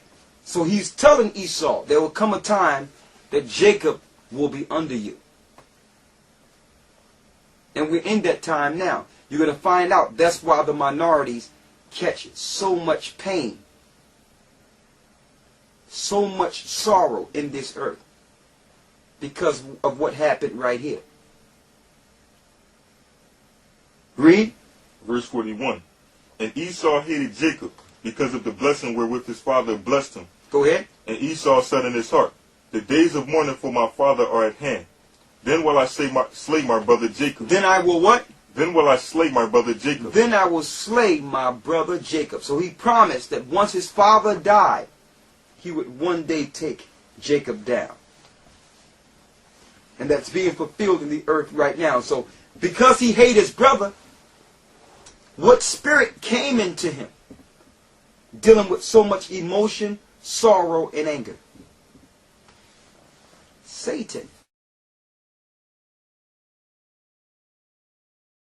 So he promised that once his father died, he would one day take Jacob down. And that's being fulfilled in the earth right now. So because he hated his brother, what spirit came into him? Dealing with so much emotion, sorrow, and anger. Satan. There was another spirit in the beginning that had the same spirit. Lucifer, because he was so beautiful and was hurled into the earth, he had a problem against the Most High and took down Adam. Then you had Cain, because he was jealous of his brother, murdered his brother Abel. Now you have Esau, who felt that he rightfully deserved the birthright and blessing, and it went to his brother Jacob. So Satan used those that are hurt, those that don't forgive. He come in and take them and use them for his purpose. Now, let's move this into modern times, because we're gonna see if we can get through this quickly. Matter of fact, let's stay back a little bit. Let's go into the origin of Esau, so we can see who the serpent was using against God's people Israel, and what tools they use in the earth. Spiritually, which is through religion, and politically through government. Get Esau out of here. This is Zondervan Bible Dictionary, a compact Bible dictionary by Zondervan. One of the better Bible dictionaries you can purchase. All right. Let's get Esau out of the Bible dictionary here. Esau. It says, no, let's get Edom, because we know that his name was turned to Edom after he ate that red pottage. Edom. And this also proves, when we read this, that Edom is still in the earth. You have people teaching that Edom no longer exists, but can't give you the dates in history of when Esau was totally exterminated. That's madness. You have people in the earth saying Edom don't exist anymore, and you have people that says that Israel don't exist anymore. The true Israelites don't exist anymore. That's madness. How can the two of the main people that figure prominently in prophetic scriptures don't exist. Read Edom from the Bible dictionary here. Read that. Edom figures prominently in prophetic scriptures. Go ahead. As the scene of great future judgments. As the what?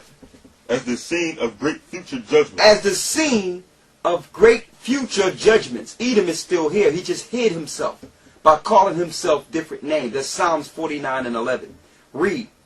She is the only neighbor of the Israelites. She's the only neighbor of the Israelites who is not given any promise of the mercy of the Most High. That have not received any promise or mercy from the Most High.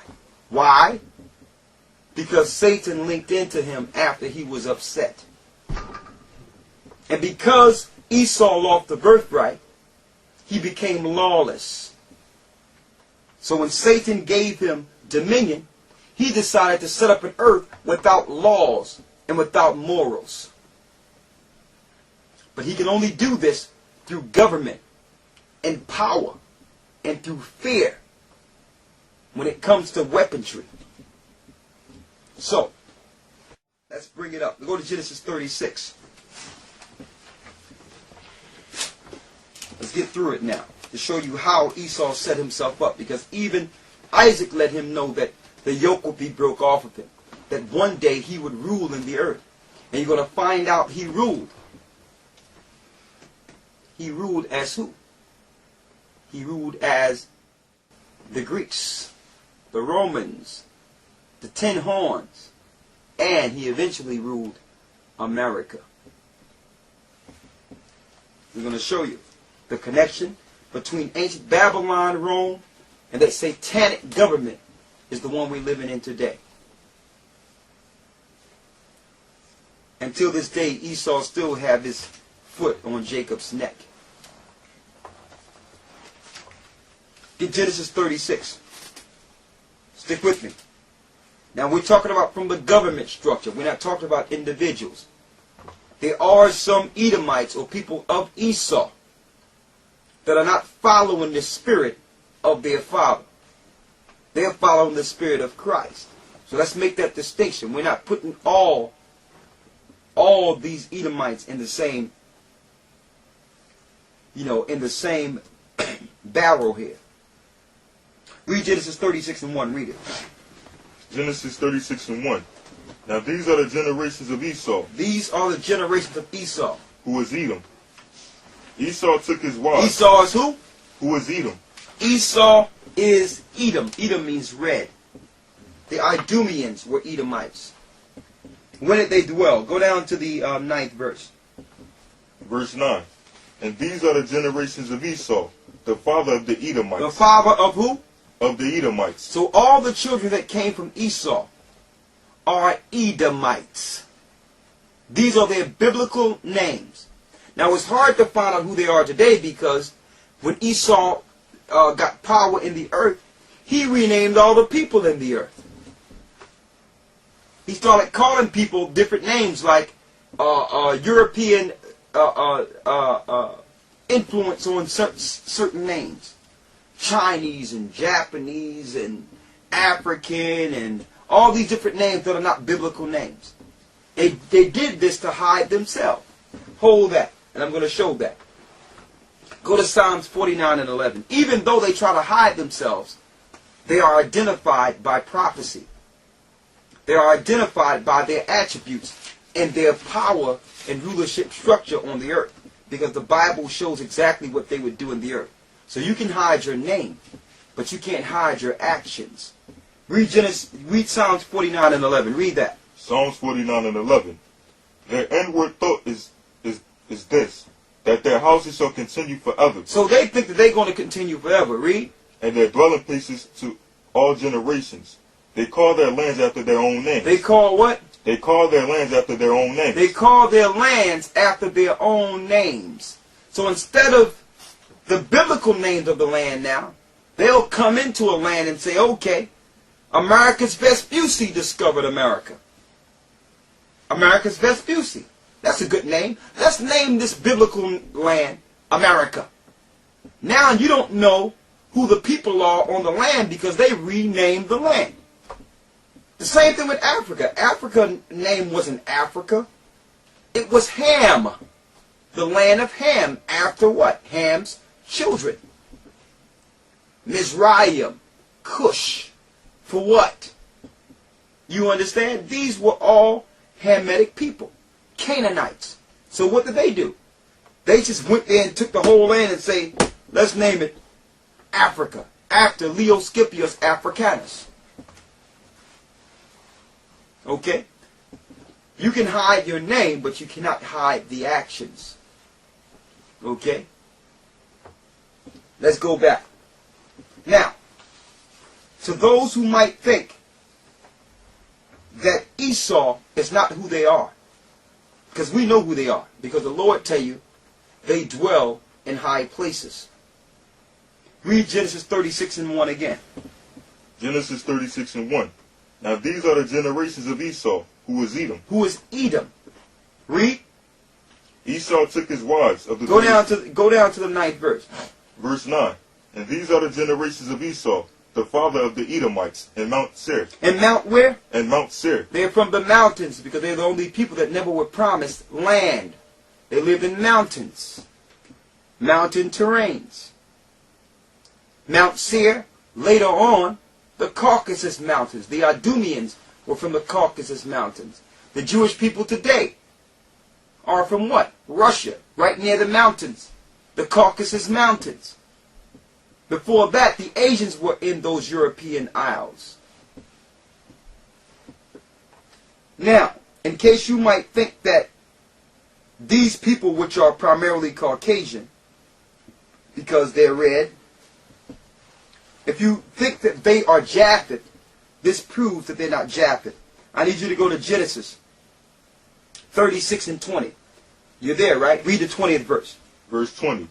These are the sons of Seir, the Horite, who inhabited the land Lotan, and Shobal, and Zibiah, and Anna. Now, it says, these are the sons of Seir, the Horite. Edom had a child named Horite, or they were called Horites in certain areas.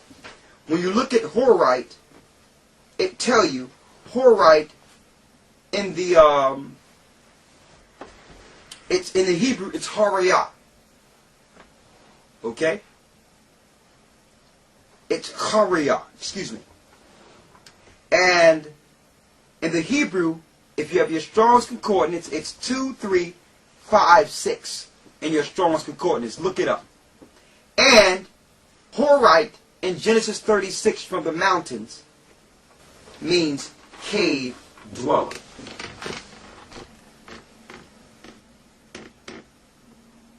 Cave dweller. Look it up yourself. The only people that are known through history to live in caves are Caucasians. Because the other people in the earth had land. The seeds of Shem had land. The seeds of Japheth had land. And the seeds of Shem had land. There was no need to live in high terrain or mountains. But Esau, which was a different nation from Jacob, because he was a diverse nation who came later, after the land was already given to the people, had to go into the mountains because there was no land for them. Okay? That's who Edom is. And that shows why they must go and take their lands. Because there was no land promised to them. Alright?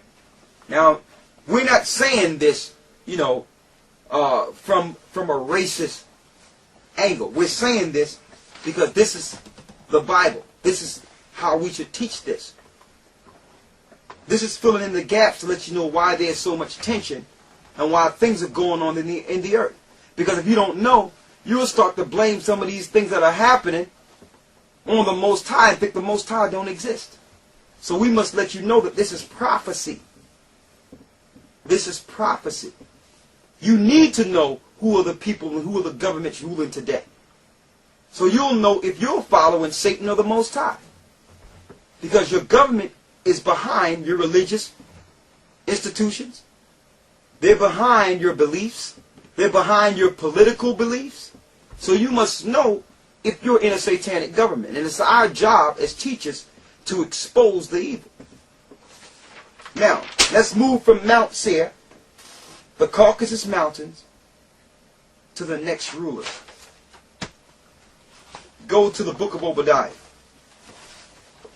to show you some more attributes of Edom, who the serpent would use through religion. Because the Most High had a belief and an understanding that he gave to his people. And he told Israel to stay away from the Gentile or the heathen customs. Because Satan had the heathens. He told Israel, stay away from the heathen customs. And he said, if you deal with the heathens, they will turn you away from following me. That's what read the Old Testament. All through the Bible. He said they're going to turn you from following me.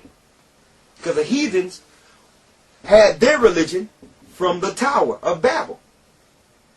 So when the tongues were split, they took that same satanic religion from Babylon, from Nimrod, and continued those wicked practices in their respective lands.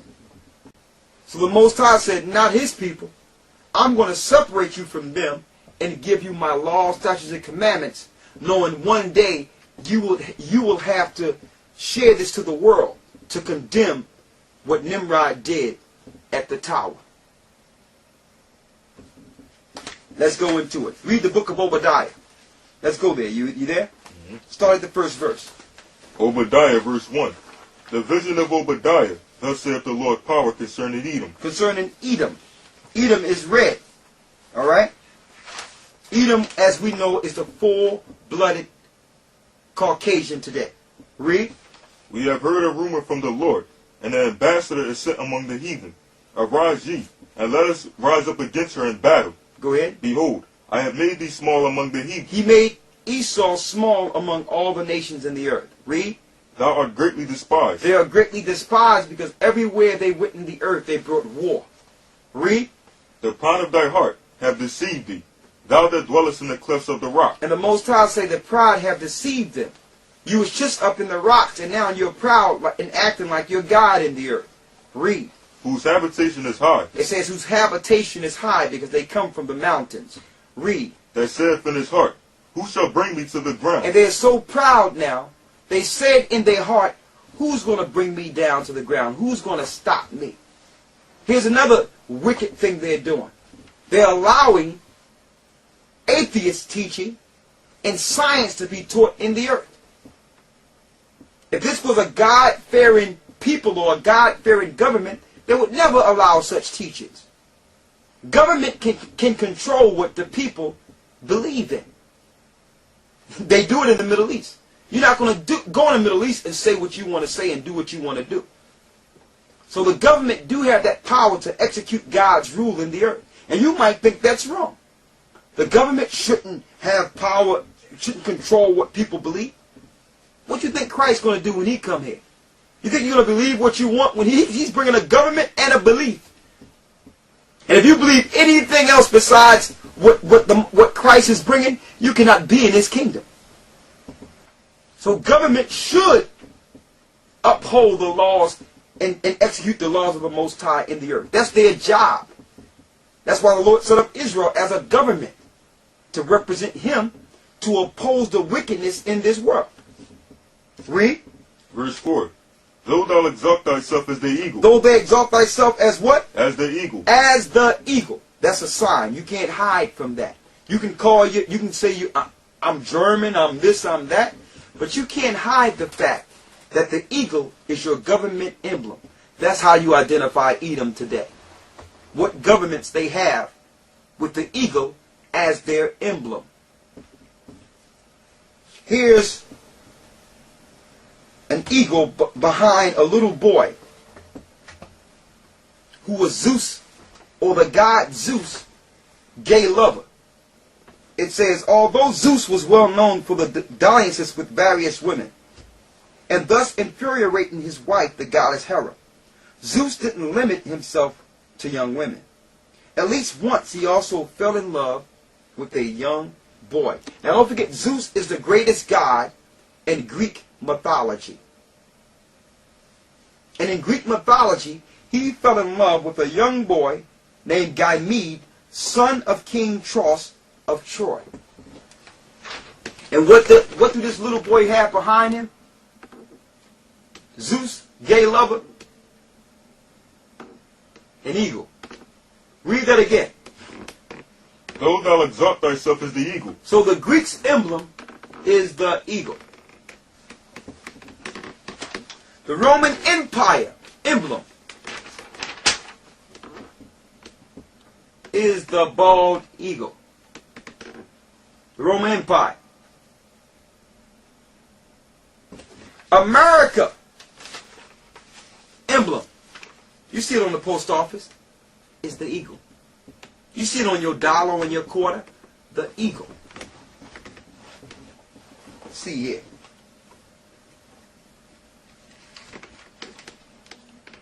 Though thou exalt thyself as the what?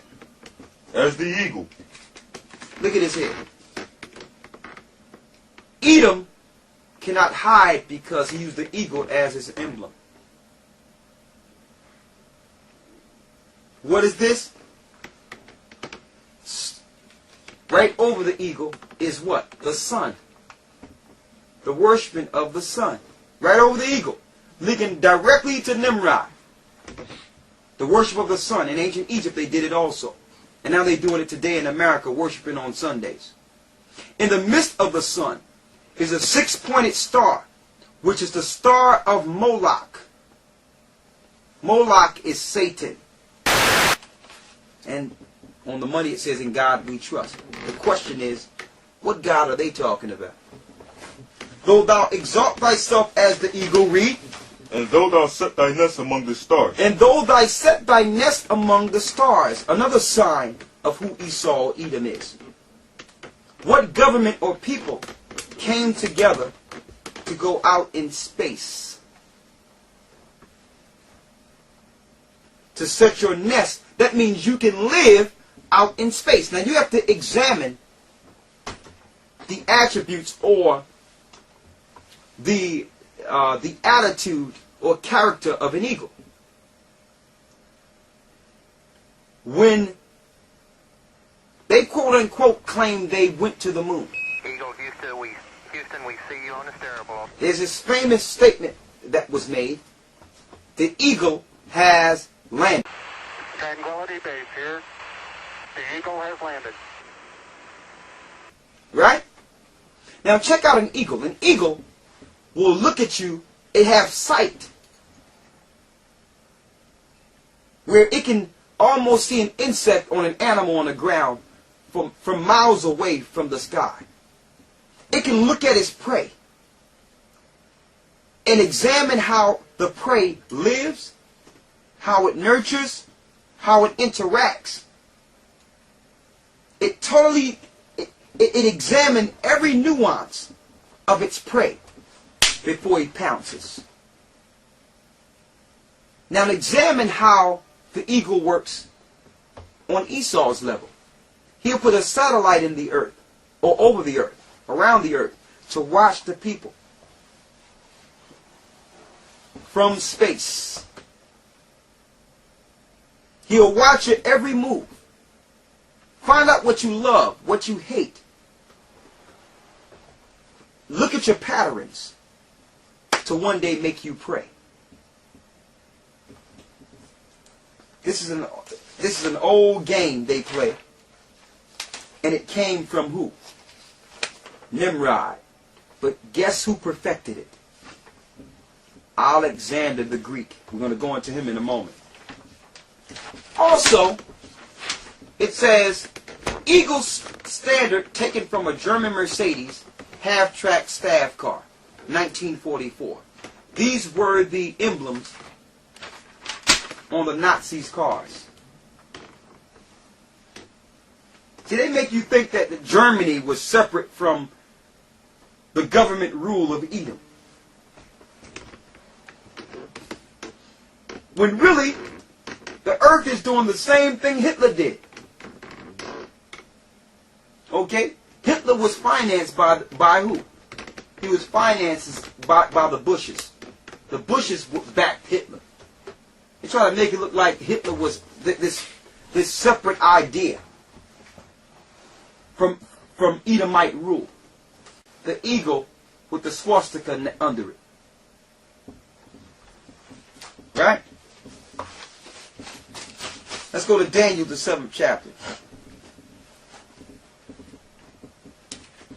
Daniel 7.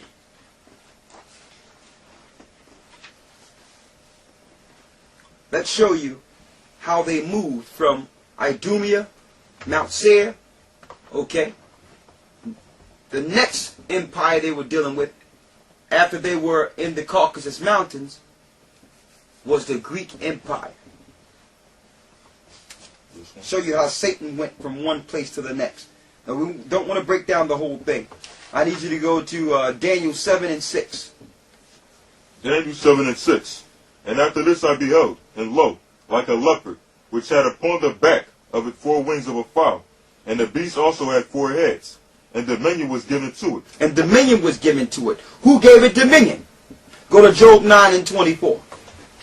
Who gave this beast dominion? I need you to read it again. After you read Job 9 and 24. Job 9 and 24. The earth is given into the hand of the wicked. The earth is given into the hand of who? The hand of the wicked. The earth is given into the hand of the wicked. Go back and read that again. Daniel 7 and 6. After this I beheld, and lo, like a leopard, which had upon the back of it 4 wings of a fowl. That leopard is Alexander the Greek. He's on a Greek coin here, and on his head there's a leopard skin. Now the Europeans call this guy Alexander the Great. Now there's nothing great about this guy. Alright? Nothing great about him. They called him great because he was able to conquer for the Idumean world. Now read it. He had upon his back what? He had upon his, like a leopard, which had upon the back of it 4 wings of a fowl. 4 wings of a fowl. The 4 wings of a fowl that came out of Alexander the Greek. Now before Alexander the Greek, hold up, let me make sure I put this here.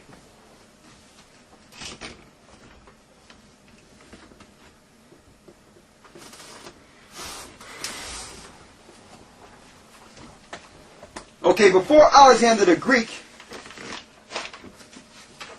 let me get it here. Before Alexander the Greek, you had Romulus and Remus. 2 children through European mythology, and you can find this same image in Rome. Okay, today. They were known to have been reared by a she-wolf. You got that study? They was known to be reared by a she-wolf. It was raised like Tarzan. Okay? Romulus would one day be the founder of Rome. Remus was the father of the Greeks. Okay? They hold these people in high stature. Because these were the brain trust of the Idumeans or Edomites that would one day rule the world. After that came the leopard, Alexander the Greek, which we're showing here. From him came 4 rulers like 4 wings of a fowl. What 4 generals came out of Alexander the Greek? Seleucid, who took over Persia. Ptolemy, which took over Egypt, and we're going to hit that in 1 second. Lysimachus, that took over Asia Minor. And Cassandra, that took over Macedonia. Now, one thing they did by taking over these areas, they made people think through time that they were the people that originated in these areas. But really, they took these places by conquest. Okay? They took Persia. Okay? So some of their people started migrating with the Persians. So you got some regular Persians there, and you have Idumeans there, or Edomites there. Same thing with Egypt. Like when you see Mark Antony and in their plays, and Cleopatra, they'll make you think that these people, after Cleopatra, were Caucasians in Egypt, because they've given you modern Egypt that was taken over by the Greeks, instead of giving you ancient Egypt where they were Hamitic people. So that make you think that the Egyptians were Caucasian, when really they were taken down by the Greeks. This happened in 333, between 333 BC and 323 BC. It took them 10 years to take down these separate areas, where Alexander the Greek started ruling and giving them the knowledge to take down these different areas. And on his deathbed, he gave them direction through Satan how to take things down. Asia Minor, Lysimachus. A lot of you think that the Edomites are Japheth because they took over Asian land. Okay, the Greeks and all the Edomites took over lands like they took over America and other lands. Like they've taken Iraq and other lands now. If the Lord allowed them to continue, which we know is coming to an end, if we look 50 years to 100 years later, you would say that they were the original Iraqis. Because they've taken Iraq the same way they took America. They take America the same way they took America the same way they took Europe. So we go into the origin before they became these people that you can't identify. Cassandra took Macedonia. These are the four wings of a fowl. Let's go back to Daniel. Go ahead. Verse 7. And after this I saw in the night visions, and beheld four beasts, a dreadful and terrible, and strong exceedingly, and it had great iron teeth, and it devoured and brake in pieces. That fourth beast is who? Rome. That fourth beast is Rome. It break in pieces. Even though Alexander the Greek knew war, he didn't know war like Rome. Read. And stamped the residue with the feet of it. And it was diverse from all the beasts that were before it. It was different than all the beasts before it, the Roman Empire. Read. And the Roman Empire is from 323 to 193 AD, as far as the height of the empire. And it had 10 horns. And it had 10 horns. Now let's go through their 10 horns. And these are all European nations. Luxembourg, Belgium, Netherlands, Germany, Sweden, Denmark, Switzerland, France, Spain, and Great Britain. These are the 10 horns that was controlled through Rome, which sat on 7 mountains. Okay? These are all European nations. Who gave them dominion? Satan gave them dominion. Now, in case you think this is our personal opinion, was the Romans and the 10 horns following the God of Israel? I wonder. Let me run them all to you.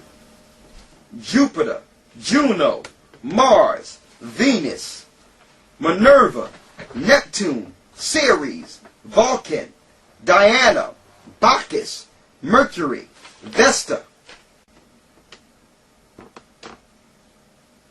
So in case you think that this is some personal vendetta or something we have, we just teaching truth. These governments, and Rome was a government, were pagan, and were teaching against the Most High. And it was at its highest level. Through government, they were pushing the gods. Through religion, they was pushing the gods. But they got slick. They got slick. You're going to find out when they assumed themselves as America, when that daily wound was healed later on down the line, that they try to be slick and say, well, there's a separation between church and state. Knowing that the church have already been infiltrated in the 4th century by the pagans. They didn't need to execute the rule of paganism through government because they've already tainted Christianity. It was pagan after the 4th century. But that's putting the cart before the horse. We didn't get to America yet. Go back to where you at in Daniel. Go ahead. Verse 8. I considered the horns, and behold, there came up among them another little horn. We're going to wait because we're going to go back to that little horn because we're going to find out that little horn is America. We're going to wait before we go to that little horn because we're going from ancient Babylon to Rome to America. Let's go to the Apocrypha. You have it there? Or you have one with it? Yes, right. I need you to go to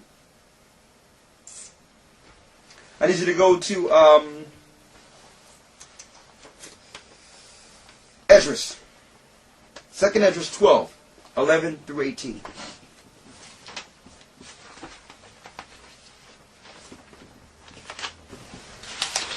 Second Esdras 12 and 11. Read. The eagle, whom thou sawest come up from the sea. Now, in prophecy, Esdras also seen the eagle, and we know the eagle are who? According to Obadiah, Edom or Esau. Read. Is the kingdom which was seen in the vision of thy brother Daniel, but it was not expounded unto him. Therefore, now I declare unto thee. So it wasn't expounded unto Daniel because the Most High told Daniel to shut up the seals. So he didn't reveal everything to Daniel because it was sealed. But he revealed some of the secrets to Esdras. Read. Behold, the days will come that there shall rise up a kingdom upon the earth, and it shall be feared above all kingdoms. It shall be feared above all kingdoms. That was the Roman Empire. Read. That were before it. And in the same shall 12 kings reign. Shall 12 kings reign. I'm going to go through these 12 kings, which are actually Caesars. Julius Caesar, Octavian Augustus Caesar, Tiberius Caesar, Caligula Caesar, Claudius Caesar, Nero Caesar, Galba Caesar, Otho Caesar, Vitellius Caesar, Vespasian Caesar, Titus Caesar, and Domitian Caesar. Vespasian and Titus are the two Caesars that took down the children of Israel in 70 AD. The serpent seed attacking the woman's seed.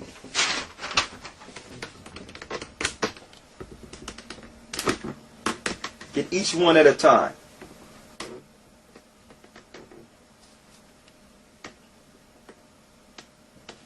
Now, mind you, all these Caesars didn't follow the God of Israel.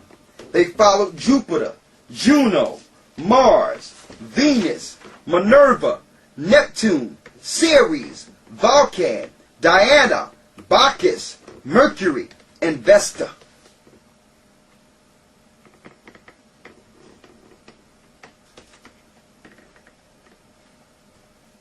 What did they follow?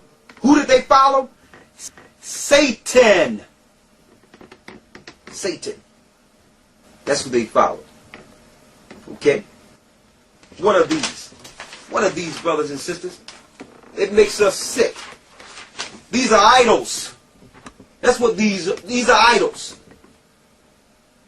That's what they are.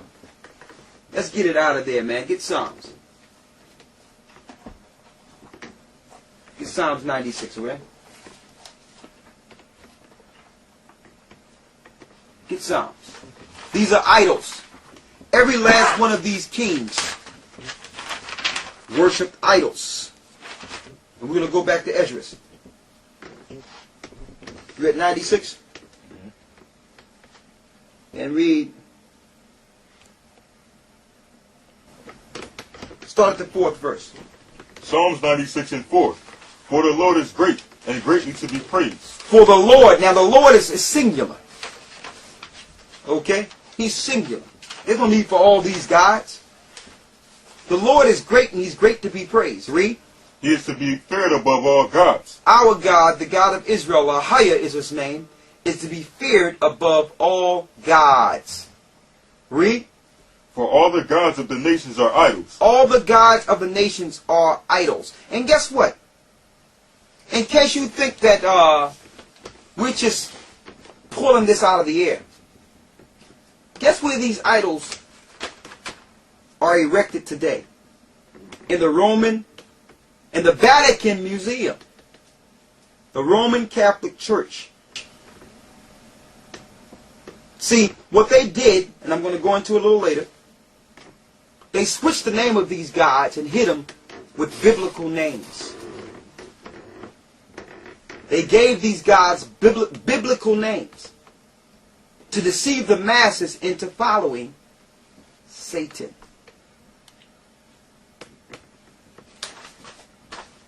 Go back to Esdras. What verse you left off at Esdras? Verse 14. Read. And the same shall 12 kings reign, one after another. Wherefore the second shall begin to reign, and shall have more time than any of the 12. That was Octavian. Go ahead. And this do the 12 wings signify, which thou sawest. As for the voice which thou heardest speak, and that thou sawest, not go to out from the heads, but from the midst of the body thereof. This is the interpretation. What verse you at? Verse 18. Okay, stop right there. Here's a book by Simon Scarrow called The Eagle's Prey. See the Roman army going out? Guess who is the eagle's prey? Every human on this earth are the eagle's prey.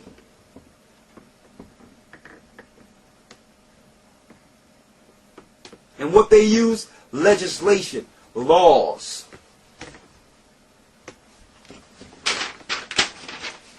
To prey on the people. Okay. I got more.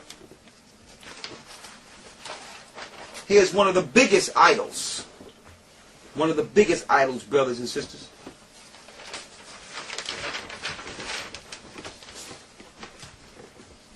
The Statue of Liberty. Given to America by the French in 1886. Who was she before she was a Statue of Liberty?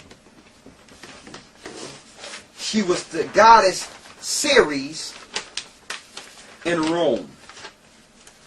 And she's here in Rome with horns. Before she was Ceres in Rome, she was the goddess Astar or Easter in ancient Babylon holding a torch.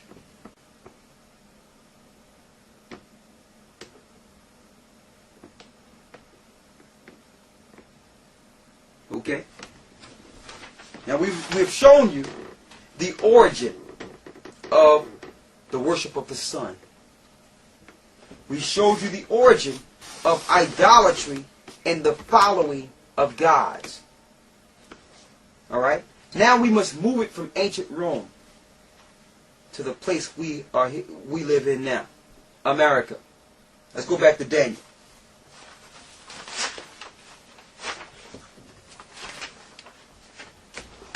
Okay, and I want to show this in case people think that this is a figment of our imagination here.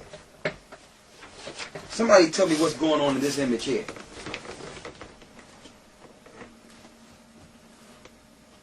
Is that madness?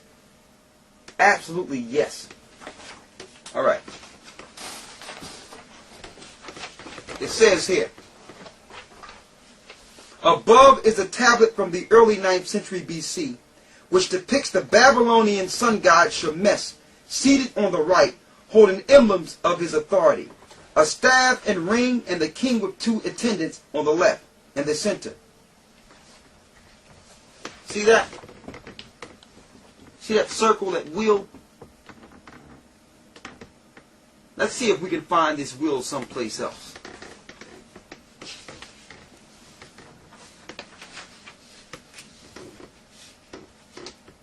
let's see. In the wheel is the emblem or the symbol of Baal. And you would never guess we have that same symbol on his hat. And look next to him. Who was Baal? Let's find out who Baal is. I think we have something. Baal. This is your Pope, folks. Your Roman, yes, Rome. Your Roman Pope. We're going to get him too. Baal.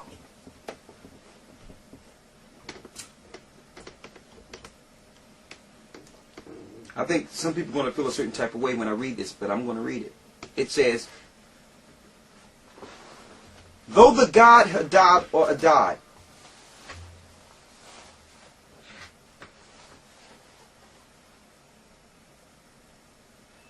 was especially likely to be called Baal, Hadad was far from the only god to have that title.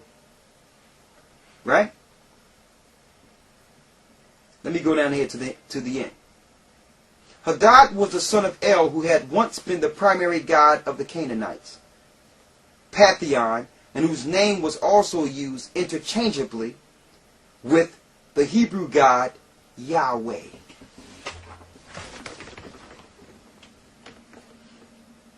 So the YHWH that you're following today,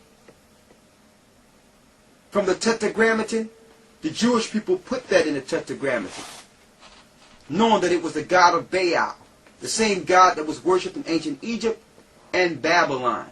So they have deceived you into thinking that the YHWH is the Most High when it's Baal himself.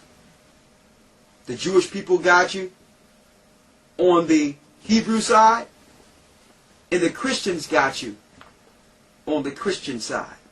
And they all are following Baal.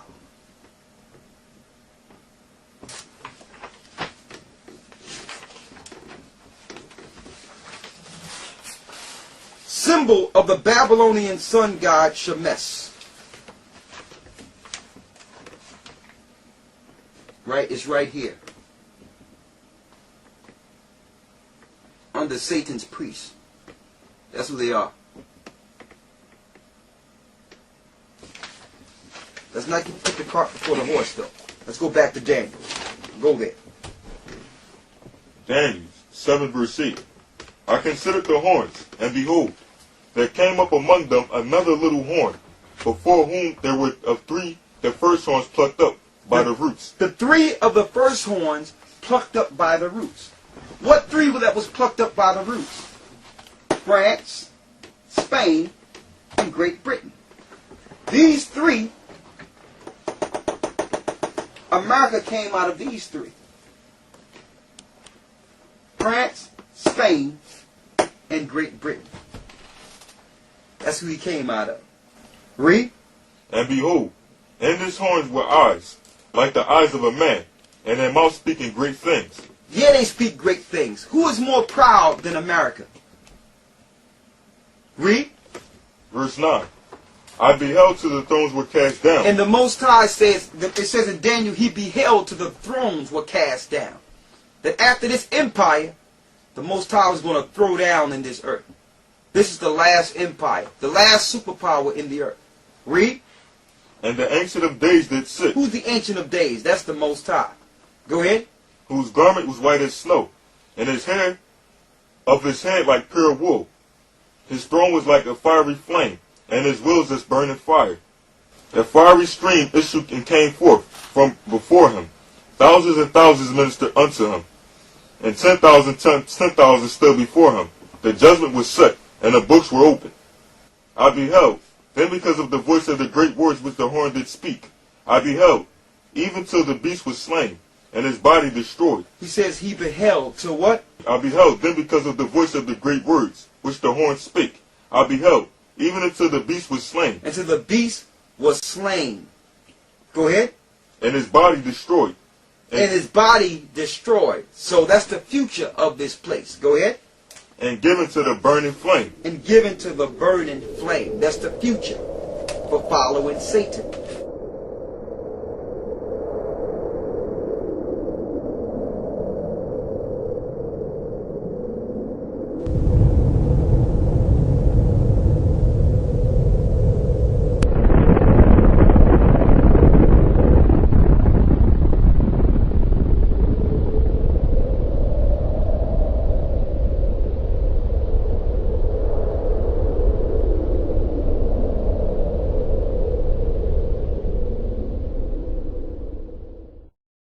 Let's go to Revelations 13, 1 through 9. You got it? Revelations 13 and 1. And I stood up upon the sand of the sea, and saw a beast rise up out of the sea, having 7 heads and 10 horns, and upon his 10 horns crowns. Having 7 heads and 10 horns. The 7 heads are the 7 empires that came before Rome. The 10 horns came out of Rome. Read. And upon his heads the names of blasphemy. And the beast which I saw was like unto a leopard. And the 10 horns is who? The 10 horns is the common economic union, or who you would call the EU today. Read. And his feet were as the feet of a bear, and his mouth as the mouth of a lion. And the dragon gave him his power. Who gave him their power? And the dragon gave him his power. The dragon gave these empires their power. So you can't say that the Most High are behind these empires. The dragon gives them their power. That's why they fight against the Most High seed. Read. And his seat, and great authority. And I saw one of his heads, as it were wounded to death, and his deadly wound was healed. And his deadly wound was healed. Yeah, they was wounded in 193 AD. But, as it says in this article, the Vatican again at peace with Italy after long quarrel. Heal wound of many years. When did this happen? This happened in 1942. No, 1927, excuse me. That's a different date.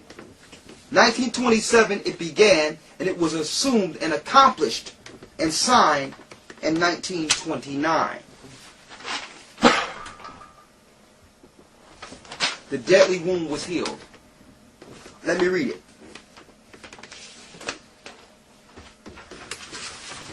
The Pope is again an independent sovereign ruler, as he was throughout the Middle Ages. Though his temporal realm established today is the most microscopic independent state of the world, and probably the smallest in all of history. February 12, 1929, the Pope became a sovereign ruler in the earth. That means he has no authority over him in the earth. He can do whatever he want to do. In 1929. And guess who helped him with this? Guess who set him up and helped him? Not only the Jewish factions, the American powers.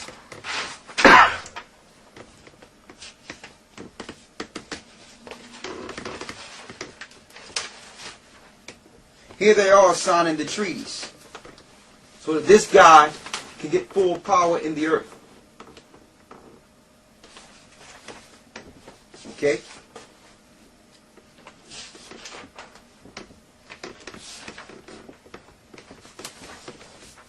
It says here, Cardinal Gaspari and Benito Mussolini, seated after exchanging treaty ratifications in the Hall of Congregation, the Vatican, June 7th, 1929.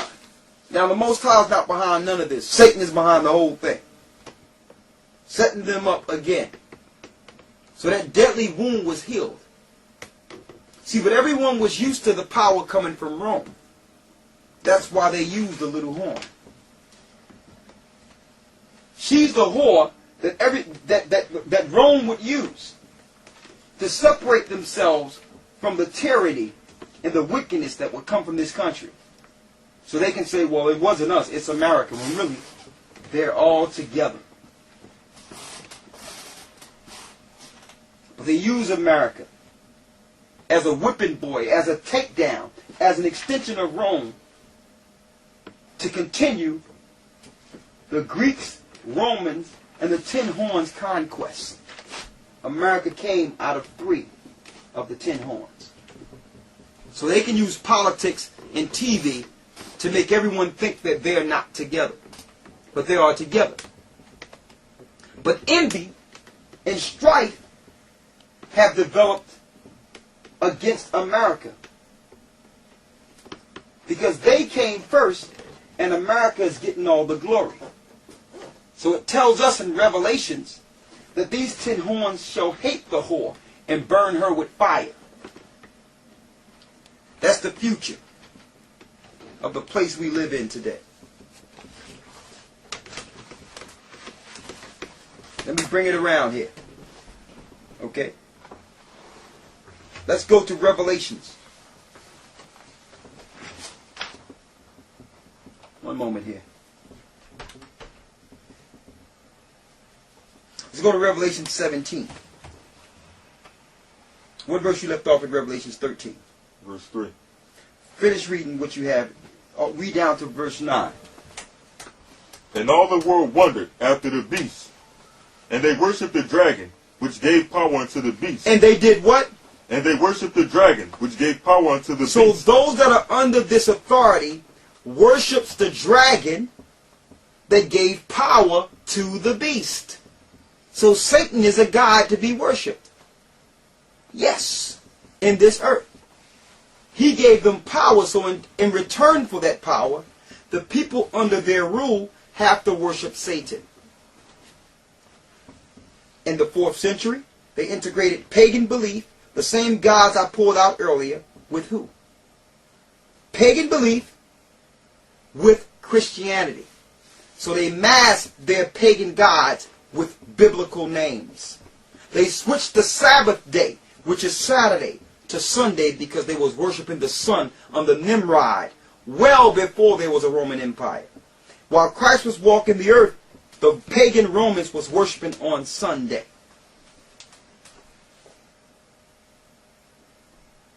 Okay? There's more. Read. And they worshipped the beast, saying, Who is like unto the beast? Who is able to make war with him? Who's able to make war with this beast? No one can beat America. That's how you know it's talking about America. But guess what? They're being spread thin. Their armies are spread thin now. Read. Verse 5. And there was given unto him a mouth speaking great things, and blasphemies, and power was given unto him to continue 42 months. And he opened his mouth, and blasphemed against the Most High. They opened their mouth and blasphemed the Most High.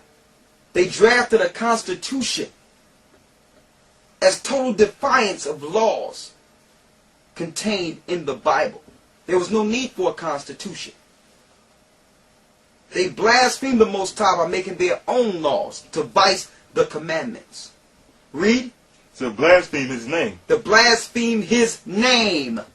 Calling him Zeus, God, and all the pagan names. When you know his name is AHAYAH, which is I am. And also they spoke great words by changing the Sabbath day from Saturday to Sunday. Get Daniel 7 and 25 and 26.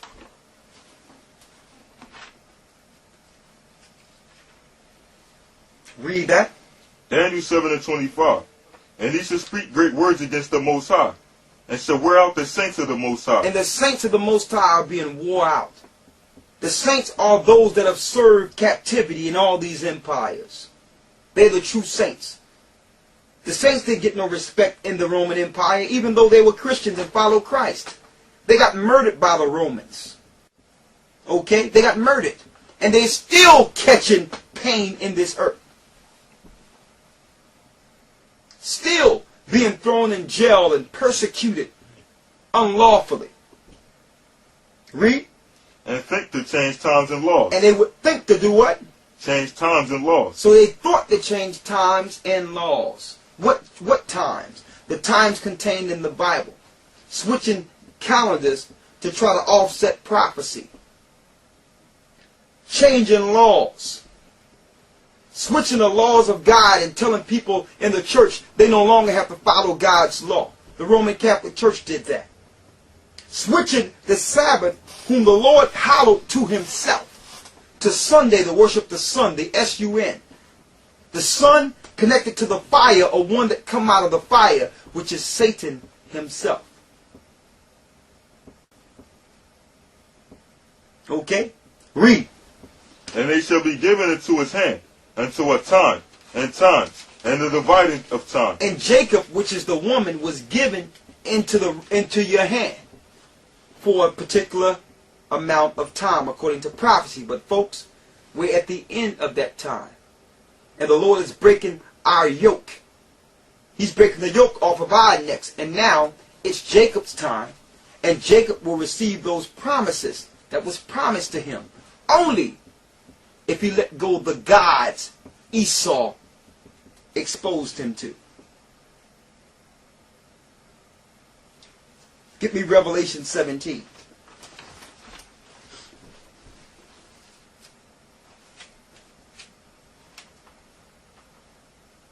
Read that. Revelation 17:1. And there came one of the 7 angels, which had the 7 vials, and talked with me, saying unto me, Come hither, I will show unto thee the judgment of the great whore that sitteth upon many waters. So there's a judgment on this great whore. But he's going to show the mystery of that great whore that sitteth on many waters. This is for those who say that that great whore is just Rome. That shows it's not just Rome, because she sit on many waters. She take her Christianity, or her brand of Christianity, everywhere. Okay, so you just can't say it's Rome anymore. You have to look at what superpower in the earth that have greater power than Rome to know who's the virgin daughter of Babylon and who is Rome today. Read. Verse 2. With whom the kings of the earth have committed fornication. That's the first key. Of whom the kings of the earth have committed fornication. What nation is made out of all the people in the earth? Or all the nations in the earth? America is. The fornication it have committed is spiritual fornication. Read. I'm going to show you an example of spiritual fornication that Rome have executed on the earth. Let's start with the Roman sun. He's here somewhere. Is he over there? The Roman sun, you see him? Oh, there he is. There you go. Caesar Borgia, the second son of Alexander the Sixth Pope of Rome, was put up to be Jesus Christ. I need you to grab Wisdom of Solomon 14:8 to show you the fornication. The spiritual fornication that came from the Roman Catholic Church. Start at the 8th verse. Wisdom of Solomon 14:8. But that which is made his hands is cursed, as well is it, as he that have made it. He, because this he is made cursed. Why? Read it. Because he made it. And it, because being corruptible, it was called God. Being corruptible, this was called God. They put this up to be Jesus. Then they tell you Jesus is God. So they're telling you this guy is God. Read. Verse 9. For the ungodly and his ungodliness are both alike hateful unto the Most High. This was hateful unto the Most High. Who did this? God's people didn't do this. Edom did this. Read. Verse 10. For that which is made shall be punished together with them that made it. So those that made it, which is the Roman Catholic Church, which is really the spiritual government over the world, will be punished for its actions. Read. Verse 11. Therefore, even upon the idols of the Gentiles shall there be a visitation. On all these idols, Zeus, Minerva, and all these different idols they have, there will be a visitation. by the Most High God of Israel. Read. Because in the creature of the Most High, they have become an abomination and a stumbling blocks to the souls of men. The Lord has said He's going to punish them because their religion and their idolatry have become a stumbling block for those that are seeking the Most High. They'll look for the Most High and run into a Catholic church and run into a church teaching Catholic doctrine. Or they will run into one of the daughters or one of the harlots that came out of the whore. Read. And a snare to the feet of the unwise. And it becomes a snare to those that don't really know the Bible. Go ahead. For the devising of idols was the beginning of spiritual fornication. When they started these idol worships, it was the beginning of spiritual fornication. Spiritual fornication. That's what this is. Read. And the invention of them, the corruption of life. Go down to the 21st verse. And with this came the corruption of life. Read the 21st verse. Verse 21. And this was an occasion to deceive the world. This was an occasion to deceive the whole world. Who did this? The Roman Catholic Church. And you can't say, well, that was just for that time. This image is almost in up in almost every church you can find today. Of a man that was a wicked poisoner. Go back to Revelation 17. Read. Revelation 17 and 2. With whom the kings of the earth have committed fornication. Go ahead. And the inhabitants of the earth have made drunk with the wine of her fornication. And they have made the whole earth drunk with the wine of her fornication. That's what's in your Pope's cup. Show me a scripture where you supposed to run around with a cup somewhere, with your head covered. When the Bible says in Corinthians that a man is not supposed to pray or prophesy with his head covered. What's in this cup? Lies. Wine of deceit. Paganism. Idolatry. Read. Verse 3. So he carried me away in despair into the wilderness. And I saw a woman sit upon a scarlet-colored beast, full of names of blasphemy, having 7 heads and 10 horns. And the woman was arrayed in... Go ahead. And the woman was arrayed in purple and scarlet color. She was arrayed in what? And purple and scarlet color. What color do this guy have on? Is that purple? And the cardinals have on what? Red. Scarlet. Read. And decked with gold and precious... With what? With gold and precious stones and pearls. Go ahead. Having a golden cup in her hand. Having a what? Having a golden cup in her hand. Having a golden cup in her hand. What do that cup represent? Hold that and go to Isaiah 29 and 13. Having a golden cup in her hand.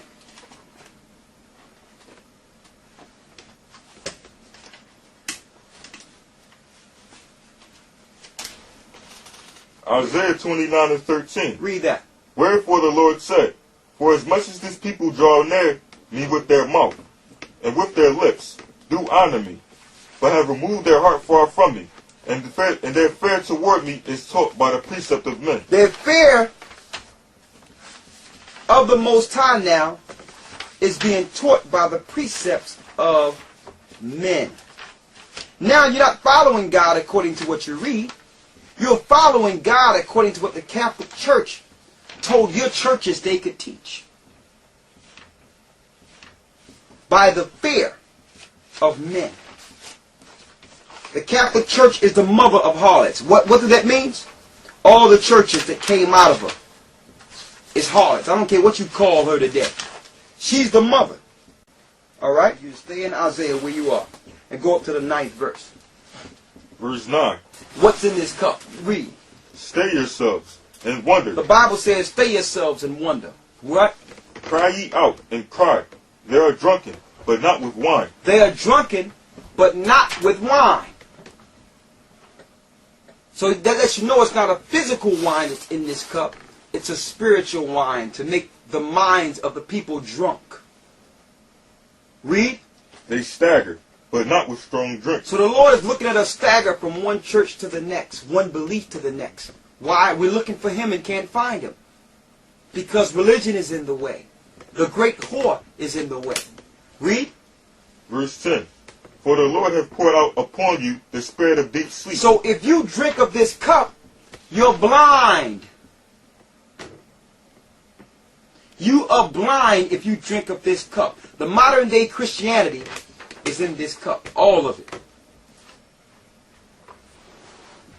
Read. And have closed your eyes, the prophets and your rulers. So all the preachers that were set up under this guy, you know, the preachers that go to your theologian seminary colleges got their understanding from this guy, directly or indirectly. They got a little bit, they got a sip off of that cup. Read. The seers hath he covered, and the vision of all is become unto you as the words of the book that is sealed. And that's why the majority of Christians today don't even go into the Bible, because it's sealed. They claim to be Christians, but can't even read the book that their faith is founded on. Go back to Revelation 17.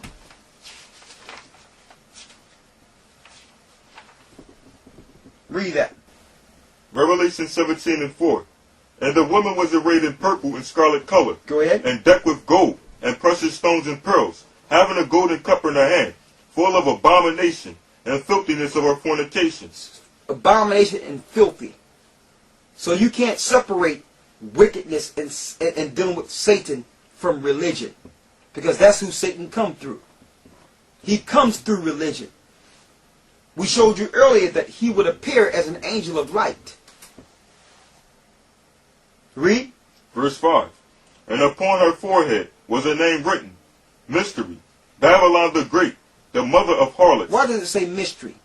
It's a mystery because everyone think that she's righteous. Everyone think that the church that's teaching today is from God.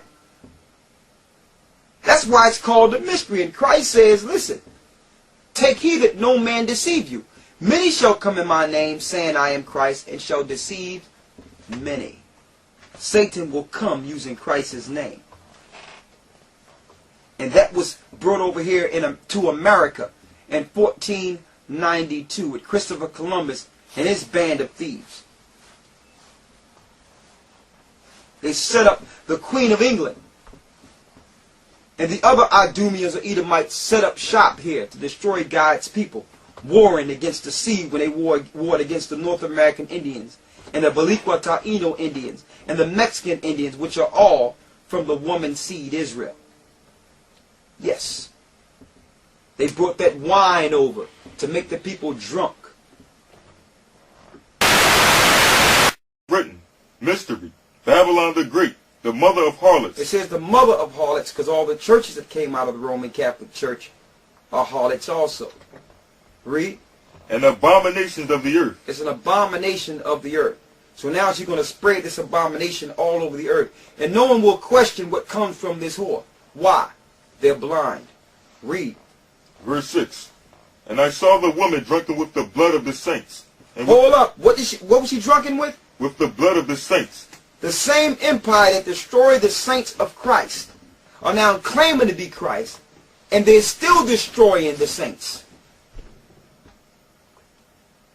by using Christ's name.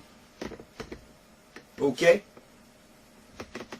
Fake as a lamb, but really it's a dragon. But fake as a dragon. It's a lamb.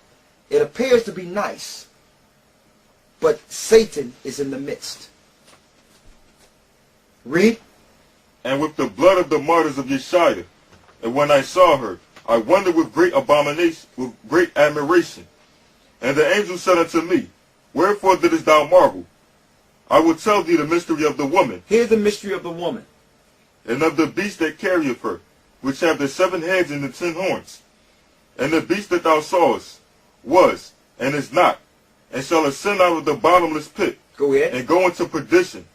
And they that dwell on the earth shall wonder, whose names were not written in the book of life from the foundation of the world. You're gonna find those that follow this religion and follow these empires that it rules.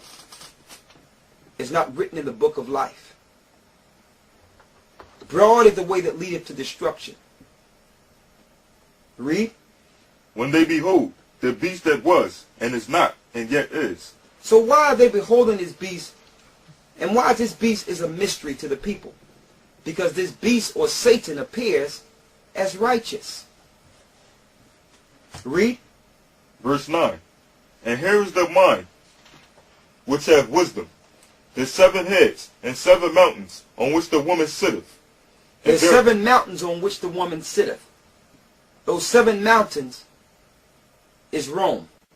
Rome sits on 7 mountains. Read. Verse 10. And there are 7 kings, 5 are fallen, and 1 is, and the other is not yet come. The other that didn't come yet was America at that time. That's why John says in Revelation that 1 is. What was the one? What was the empire ruling during John's time? Rome. It is, and 1 have not come. It was talking about the future of America, the future kingdom. Read. And when he cometh, he must continue a short space. So America, compared to all the empires that preceded her, has the shortest rule. Read. Verse 11. And the beast that was, and is not, even he that is the 8th, even he is the 8th. Go ahead. And is of the 7, and goeth into perdition. That's Satan. Read. And the 10 horns, which thou sawest, are 10 kings, which have received no kingdom as yet. Those are the 10 we said originally. They didn't receive no kingdom yet. Why? Because all the glory went to America. Rome had to separate itself from this side of the earth. So it used America as its whipping boy. Read. But receive power as kings 1 hour with the beast. So once America is totally annihilated, the 10 horns going to finally get their glory for a short space. Read. These have 1 mind, and shall give their power and strength unto the beast. Shall give their power and strength to who? Unto the beast. So these shall give their power and strength to the beast, to let you know that these get their power and strength from Satan. So when they set up churches in these governments and in these communities, they give their glory to Satan. Read. Verse 14. These shall make war with the Lamb, and the Lamb shall overcome them. For he is the Lord of lords, and King of kings, and they that are with him, called, and chosen, and faithful. And these same 10 horns, these same nations who claim they're following Christ and Jesus, have put weapons out in space to fight against our Lord. They've put weapons in space, waiting for the second coming, to war against the Most High, to war against Christ in the battle of Armageddon. They're going to lose. And those that follow and help those empires to do these things will lose. Will lose. Now, how do they get you? They get you through belief, religion, government, and practices of tradition. So they deceive you through tradition. I have here all the Roman festivals from January to December.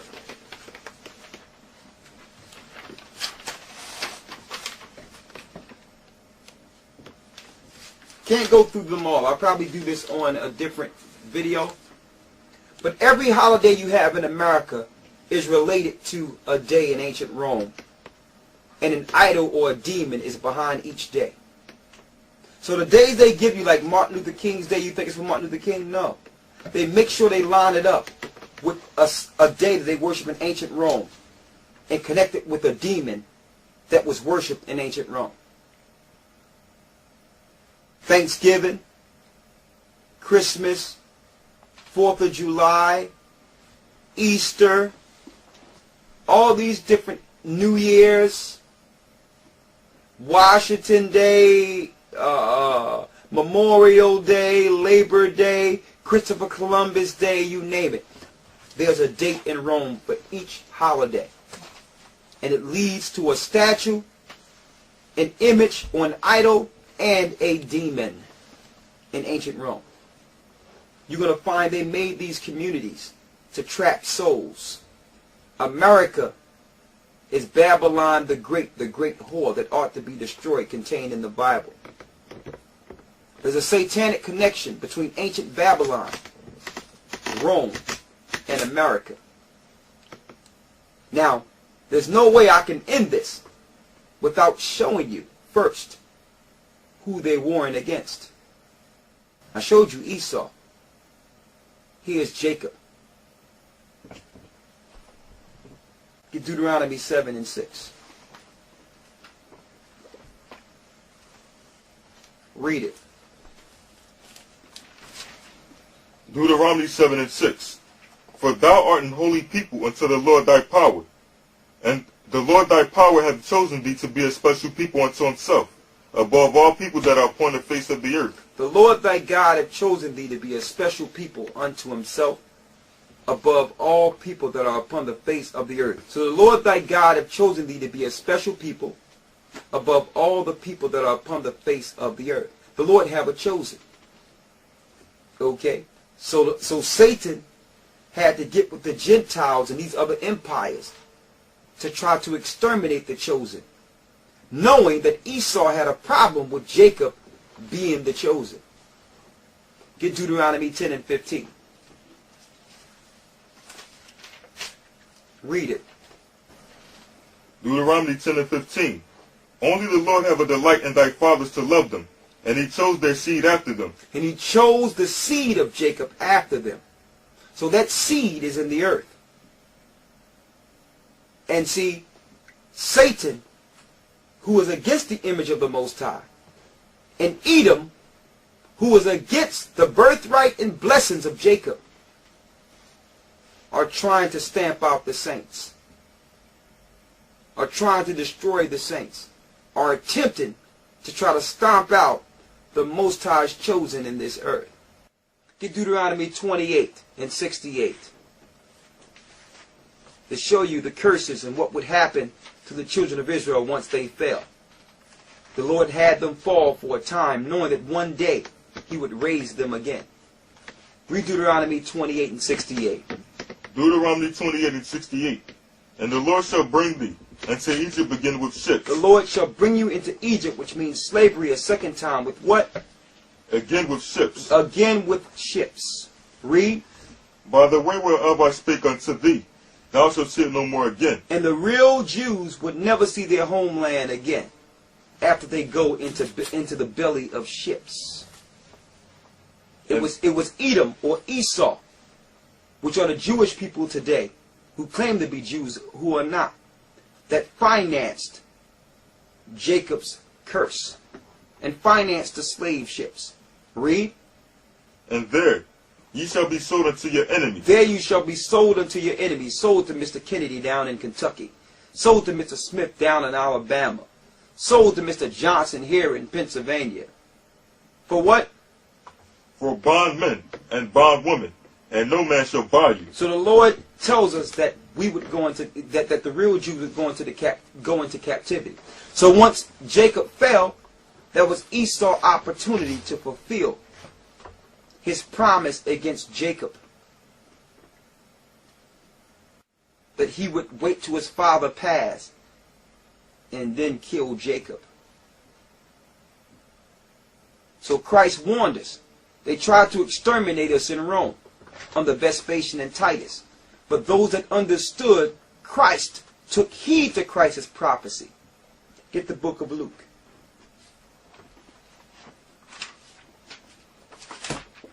So that's how we came here to America. In ships, fulfilling the prophecy of the Bible. And mind you, this was written thousands of years before we came here. So the Bible is perfect. And now the Most High is taking our captivity off of us to identify not only us, but those that have done this to us.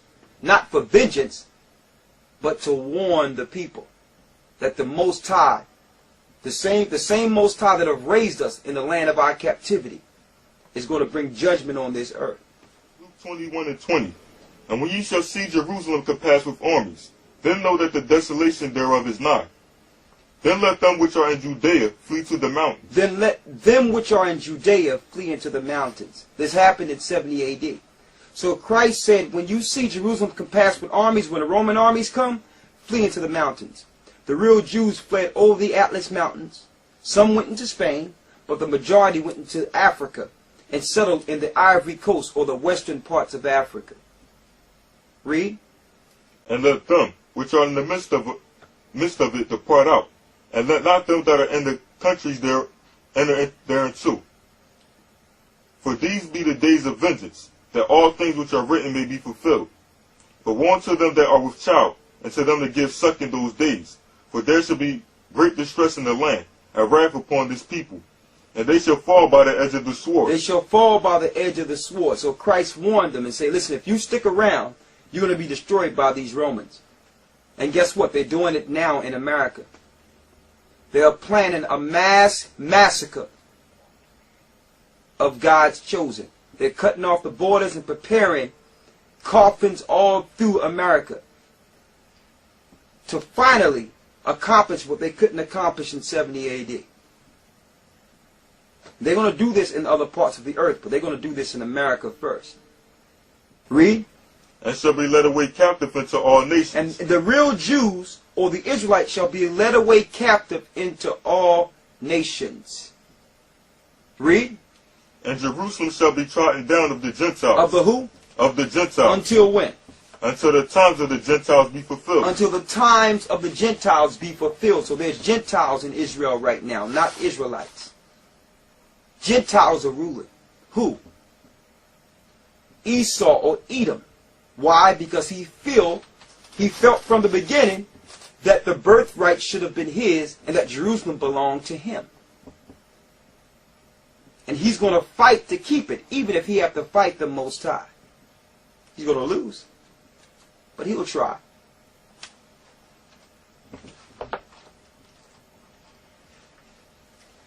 I want to read this on page 84.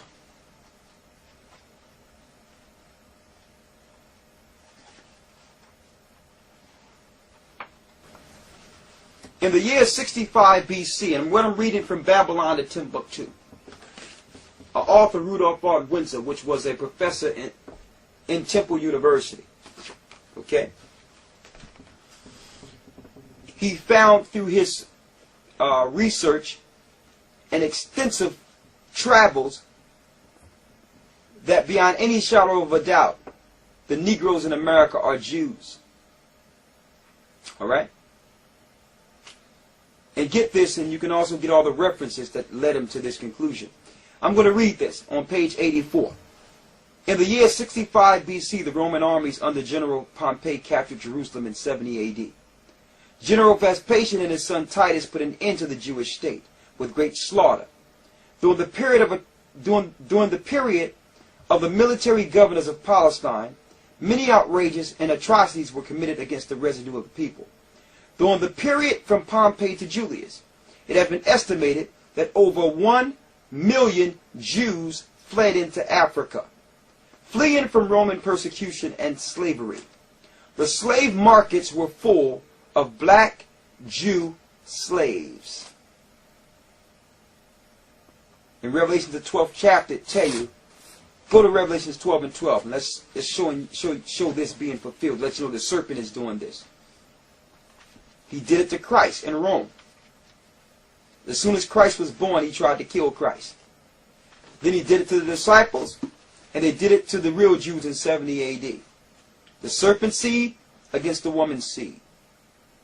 Okay? Get Revelations 12 and 1. Read it. Revelations 12 and 1. And there appeared a great wonder in heaven, a woman clothed with the sun, and the moon under her feet, and upon her head a crown of 12 stars. Those 12 stars represent the 12 tribes of Israel. That's that woman. Okay? And they are the woman that have been dispersed and have been enslaved through this earth. Okay? But now the Most High that heard their prayer through time and is ready to plead their cause. Finish reading what you have in Revelations. Read Revelations 12 and 12. Read that. Therefore rejoice, ye heavens, and ye that dwell in them. Woe unto the inhabitants of the earth. Woe unto the inhabitants of the earth. Why? And of the sea. For the devil is come down unto you, having great wrath, because he knoweth that he hath but a short time. The devil know he have a short time. Read.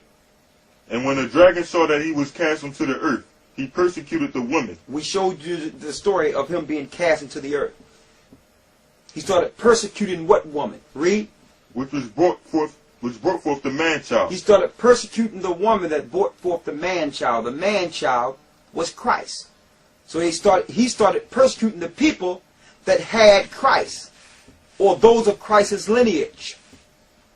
Christ came from Jacob. Read. Verse 14.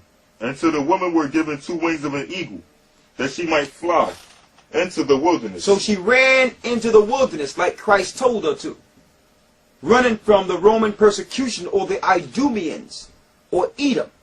Read. Into her place, where she is nourished for a time, and times and a half time, from the face of the serpent. That time and a half of time from the face of the serpent is a time where the Israelites would be protected from the serpent. The serpent was in Rome. The serpent was in Rome. He gave the Roman Empire power. And that was his opportunity to try to destroy those that brought forth Christ. Read. Verse 15. And the serpent cast out of his mouth water as a flood. So because the serpent couldn't kill them all in Rome, he started spewing lies through the earth, through religion.